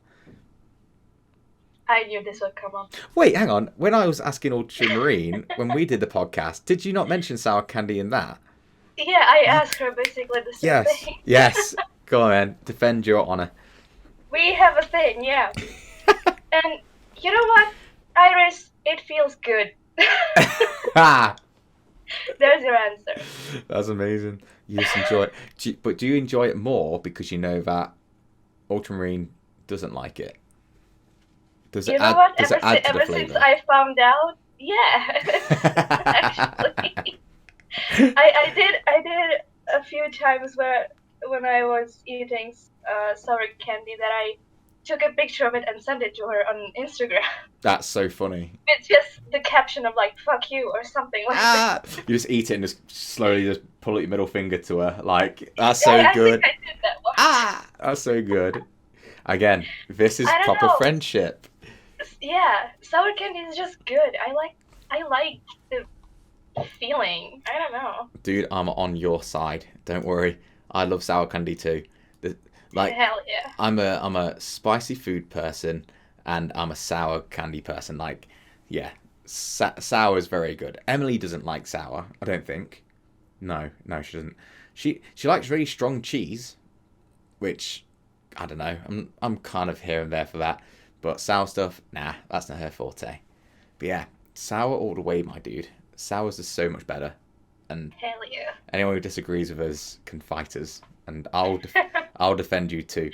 It's the next pineapple on pizza thing. Totally is. Wait, hang on. Where do you lie on the pineapple on pizza? What do you think? So, I don't like pineapple itself. Oh, okay. So, pineapple on pizza is a no. But I really couldn't care less. No, that's the thing. Like, people start going, "How dare you, sacrilege," and all that kind of thing. Yeah. But people I don't care. Eat whatever. Fuck you. Yeah. Does it taste nice? Good. There you go. Enjoy. Yeah, I am a pineapple on pizza guy. Like, I like it. It's very good. All right. So on to a burger actually this time for some reason. Vivian the Berg. What is something that people always get mistaken about dinosaurs that really bothers you? Oh, God. Is there things that they think of where you're like, no, you dumb motherfucker, this is how it is? I don't know, but I guess I would have to go with the... guess the feathers thing. Like some people still don't really believe that dinosaurs could have possibly have feathers. It's like no, they saw the feathers, you know? Yeah. It's been confirmed. I mean, what's worse though? People who say that, or people who actually don't believe dinosaurs actually exist still, or existed. They're the ones. Like, people placed the bones there. People placed them there. Like, they're the ones where I'm like, They're the same people as flat earthers, I believe. Yeah, pretty much. Oh God, Jesus. Thankfully, I've never encountered anyone who either believes in flat Earth or no dinosaurs. Yeah, my friendship group does not span that far when it comes to that kind of stuff. I think, you know what's funny? You know, as soon as you hear someone, let's say you have someone who you really not look up to, but think they're smart and intelligent and stuff, and you have really good conversations, the moment they say that the Earth's flat, I go, oh, I need to question everything you say now. Because I don't know, maybe this is me thinking it, but yeah, my God, like, I just think, oh, hang on a second, I can't listen to you anymore.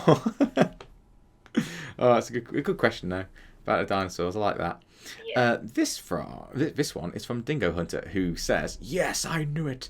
Dude, I'm so happy about this. I love the artwork, and I'm so proud about this. Can't wait for when it comes out. So that wasn't actually a question. That was just them being super duper nice to you. Thank you. I haven't read these, so they could be saying anything. I'll read it out. I haven't read them either. Good. I disabled the notifications for the tweet. I can't remember who read them first before. I think it might have been Pillagy. I swear Pillagy read the question. Now, I might be getting it wrong, but I swear Pillagy was the person who read the questions before it. Or was it? It might have been Waffles. It might have been Iris. I think it was Iris. Was it Iris? I think so. I think you're right.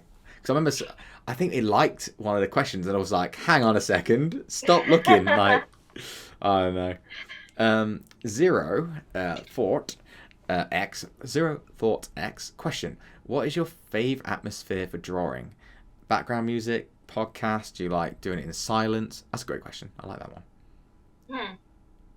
Well, I don't do well with silence. I need to have something in the background. Usually it's either YouTube videos or this podcast, some other podcasts or music. It doesn't really matter what, but just, as long as there's something, then it's really nice. And I also love having my lights on all around me. I have lights in front of me as well that I turn on when I draw. I turn off every big lights and just the small lights on. It's good. I've kind of started. I've literally just got an Elgato key light thing. Oh God. And wait, what the fuck did I do? What? What's up? Wait, I can't hear shit. You can't hear me? I can hear you. I'm just saying that, but you can't hear me say that. You can't hear me. Dude, I can't hear you. Can you see me? Fuck. God. Shit. Why can't I hear you? God damn it. That's so funny. Mind if I disconnect real quick? Good.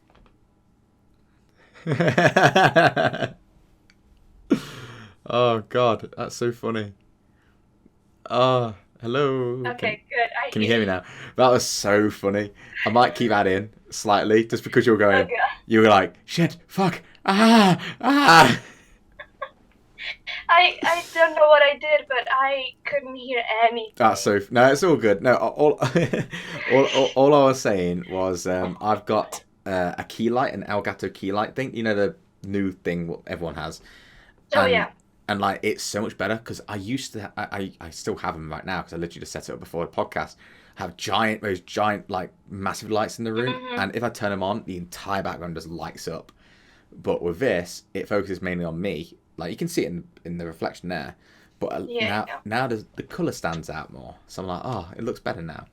But going on to what you were saying, like, it feels like a nicer place to be now, because of the colours.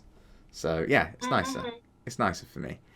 Do you have anything what you've like? You know, if you're about to go sleep, do you need something on the background when you go sleep? Or, No. Sleep is one thing that I need silence for. Otherwise, interesting. I'm not able to fall asleep. My go-to is trying to. I always listen to some. I put on a YouTube playlist, but it's always a playlist I know about. I've already watched it all before. Mm-hmm. So because the moment it goes into something I've not heard before, I start waking up because I want to hear what's going on, and I Mm-hmm. need to. Yeah. Yeah, so yeah, I have YouTube videos for my sleep. Emily used to sleep in silence. She used to love sleeping in silence, and I fucked it up for her. Now she can't sleep in silence anymore. Ah, no. This is from Radio Wave Weirdo, and they say, we kind of answered this, I guess, but apart from drawing, what are some other hobbies you do that you enjoy? Yeah. Games. Pretty Games, much. the gamer, Games. Minecraft, Yeah. and not golf simulations. God damn. Damn. Anything but golf. Anything but golf. That's the title. Anything but golf. No, anything but golf simulation. Yes, that's the title. Yes, good. There we have There it. it is. There it is, folks. So Dolphin Treasure Art says, "What is your favorite art medium? Do you prefer digital or traditional?" Good question. I guess digital Really? because I feel way more confident in digital, and Hmm. mainly because in digital art you can see, well, you can't see, but you can, some mistakes that you make, you can fix them, Hmm. whereas in traditional, it's harder to do or you can't do it at all. So, for And example, I'm painting. actually, yeah, and I'm actually a person that messes up quite a lot before the thing is finished, so. Hmm. That's fair, dude. You know what? I actually thought you were going to say traditional. Like, I know majority of your work, what you post is digital, but I actually thought you'd, for some reason, just prefer traditional than anything, especially when it comes to your dinosaur pieces. I mean, I like sketching with just pencils in my sketchbook. For some reason, I feel like that when drawing dinosaurs, at least, it goes. I feel better doing it. Hmm. It just flows better than if I do it um, digitally. Yeah. But in general, I prefer digital. Very interesting. I love your digital work. To be fair, I still love the fact that you made one for me. I was like, oh, it's so cool. I liked your stuff, and you're like, oh, here's this. I was like, oh, cool. Who's your favorite person to draw? This is my own question, by the way. Don't say me. Just ignore me. Obviously, you prefer Well, drawing me. you obviously. Thank you. That's what I want to hear. You know, a little pat on the back. Now I don't know. I haven't really drawn people lately, so. And the only person that I really draw was Sean anyway, so. Yeah, I was about to say because it's mainly Sean I'm seeing, but then you do occasional ones. I think is it Robert? I see you do Robert IDK. Robert, yeah. Yeah. Actually, yeah, I enjoy drawing him a lot. Hmm. I don't do it as much as I would like to because I'm busy, Hmm. but I do enjoy drawing him. That's the thing. I was speaking to him and we were messaging and we were saying like he reached out to me. He reached out to me and goes, which bit of my work do you like watching? I was like, you know what, dude? I actually didn't watch your stuff before people like yourself and other people mentioned you. Because I found him through the community itself, and so I was like, I felt kind of bad. I was like, I'm sorry, dude, but you know, this was this. But yeah, he seems like a good guy. You know what? I found him through basically the JSE community as well, because Ah, I found him a when he did a song parody about Sean. oh, okay. I think it's his also most viewed video, the Septic Talk, I think it's called. I found him through that, and that's 2 or 3 years back. Wow. Or 3 or 4, something like that. He's had a long time off, and he's apparently he's making a comeback, I think. Yeah, I saw something like that. I hope it's soon. I miss him. I spoke to him a fair bit about it, but yeah, it seems like he's got a much better mindset for himself now as well. So yeah, it's good. Mm-hmm. It is really good. I'm just looking at your most recent post on Instagram because it's really cool. Your JJ one with Artific Hedgie. Yeah, the collab. Yeah. The collab's so cool, dude. It looks awesome. It's like a play. You could print that as a poster and be able to get people to get it because it's very cool. It's very cool. Oh, that's weird. I just, you know how I said about who's your favorite person to draw and stuff. Mm-hmm. The last question on Twitter is from Antisepticai or Antisep_2. I swear there's like 15 Antisepticais who follow me. It's so confusing. But they literally just wrote, what/who is your favorite subject to draw? That's maybe I saw that and then it went in unconsciously. I don't know, but I just asked that. That's weird. Sorry. Well, to say it again, it's either Dinosaurs, you, or Robert. Or Sean. Go with that. Or Sean. Yeah. There's no in between. It's just, and that's it. It's everything I draw, basically. And Iris. You drew on Iris. I love your drawing of Iris, by the way. Your illustration of Iris as well. It's really cool. It's like super. Yeah, very nice. I need to do this ignorantly now, dude, because I need to look at my phone for this part. So don't worry, I'm not being rude. That's fine. I promise you I'm not being rude. I'm looking at my phone. This is the thing as well, because the camera's like flipped. For me, it looks, because I've basically got the main screen for your stuff going on right now. And then on the right hand side is me and you, so I can see you. Because I like, if I'm going to talk to you, I don't want to be looking at a camera. I'd rather be looking at, it sounds weird, but at your camera face. Yeah. So I'm looking over here. Hi. Yeah, exactly. But it looks like I'm just like, yeah, I'm just distracted. I don't really care. Like, oh, so mean. But on the Discord, thank you for everyone in the Discord for sending questions as well. We have, when the hell did these come in? Hang on a second. Wait. Oh, they're they're my questions. God damn it. Hey, Wolfie, why didn't you answer my questions? So, this one is from Milan, Winchester, and they just say, you know what? I was actually going to ask this, so this is a perfect one to finish on anyway. What has been your favourite piece of art that you've done this year? I see your stuff a lot, and it's amazing. What's your favourite piece? Well, first of all, thank you. And God. Okay, well, let me look at my phone. Yeah, I had a feeling you'd do that. I have no idea what things I did this year. Have you posted all of your pieces on Instagram? Because you've only got 43 posts on Instagram, so have you got more on Twitter or anything like that? I feel like I've seen more than this. On Instagram, I basically post just like the best ones. Oh, okay. Or the things that I really want to represent what I do. And if I have anything else, I either post it on the stories or Twitter. Okay. And God. You got a lot of hard ones to pick from, dude. Yeah, you know what? This year has been pretty good. Oh, bless. Good. Dude, that's so nice that I'm hearing you say that. Because, like, artists will go through the self-deprecating all the time where it's like, oh, it's okay, it's not that good, that one's rubbish, and I hate this one. But the fact that you are saying it's been a good year, that's super nice to know and super nice to hear. It's good. You know what? I would not be able to choose one. If you had to, you have to choose one. Come on now. Can't. Come on, Wolfie. That's impossible. Flip a coin. Flip a coin.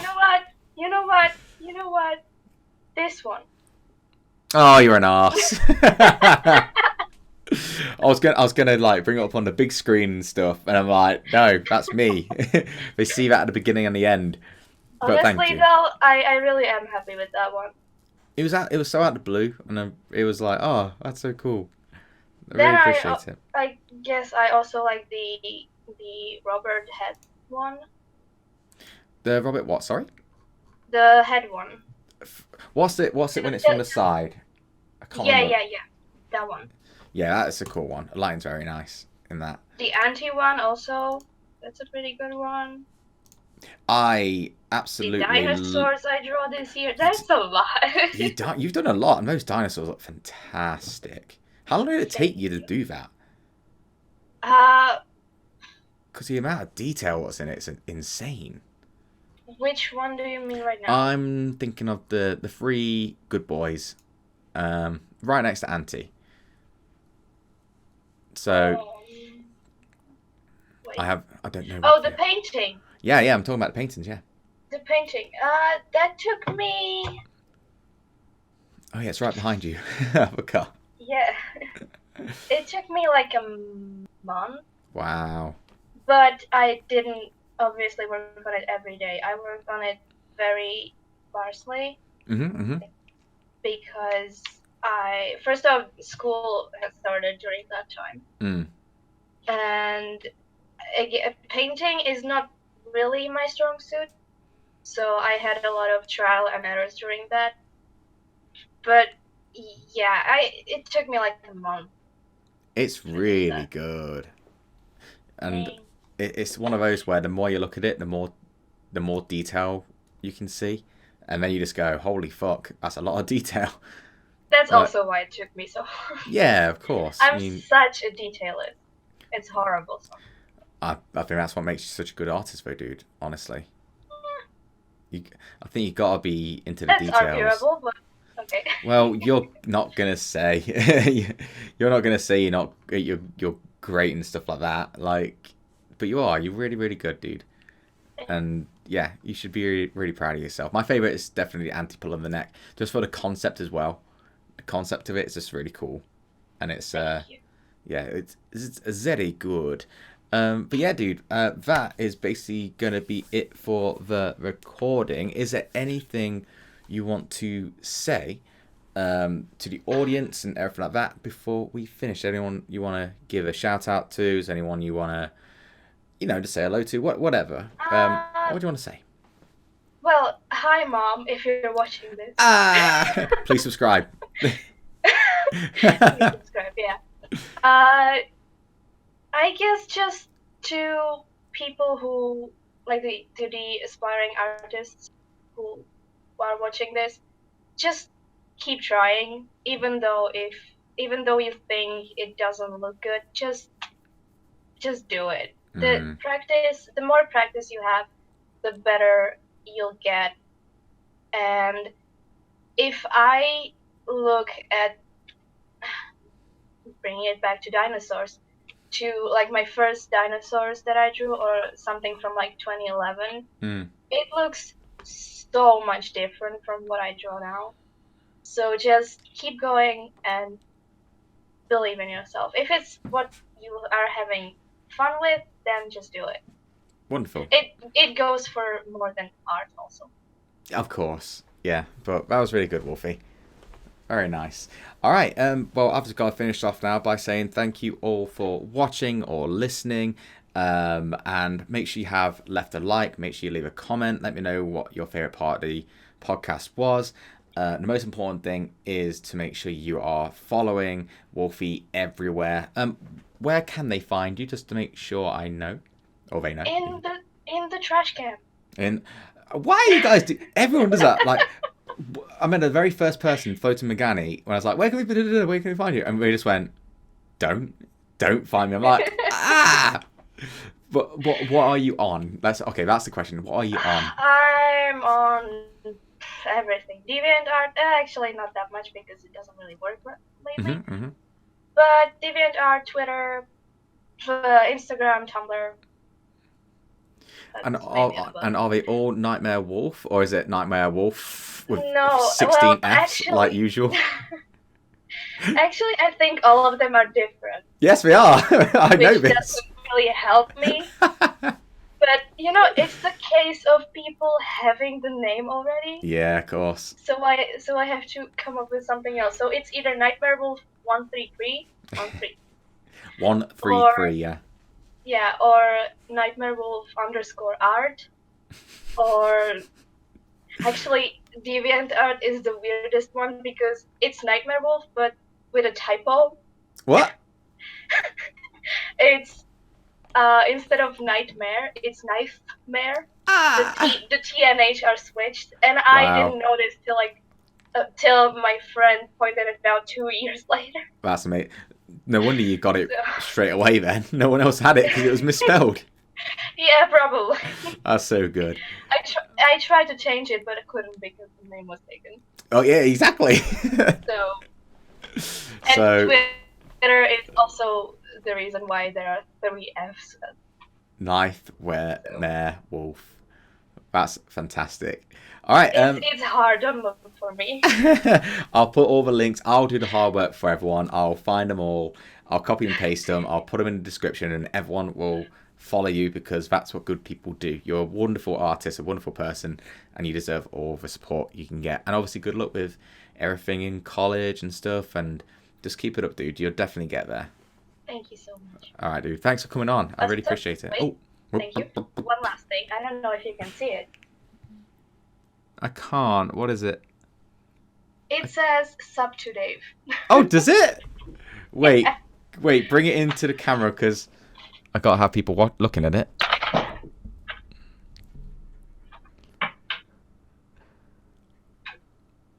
Oh, well, it's backwards right now, so it says. It's flipped, yeah, because I thought my camera would be. I also just noticed you got a Robert IDK T-shirt. That says. Yes. That's cool. Wait, how come that's forwards, but then that's backwards? Because I thought my camera would be switched. Oh. Or mirrored. I put it mirrored. Right. I got really confused then because I saw the letters flipped and I thought, oh, you got your flip camera. And then I saw IDK in perfect order. I was like, wait, what the fuck's going on? I thought my camera would be flipped, but no. That's amazing. Hold it up. Hold the sign up one more time because I want to try and read it backwards. Okay, that says bus evad ot star. That's good. Is that my star rating as well? 2 out of 5. Is that? I don't have more stars. Alright, dude. Don't take that personally. No, it's fine. I don't get offended that easily. Alright, guys. Oh, hey, doggy. He's good. Hey, doggy. Alright, Wolfie. Thanks for coming on. All you gotta do now is say bye really awkwardly. Thank you for having me. No problem, dude. Alright, see you later. Bye. Bye. Bye. Bye, everyone. Bye.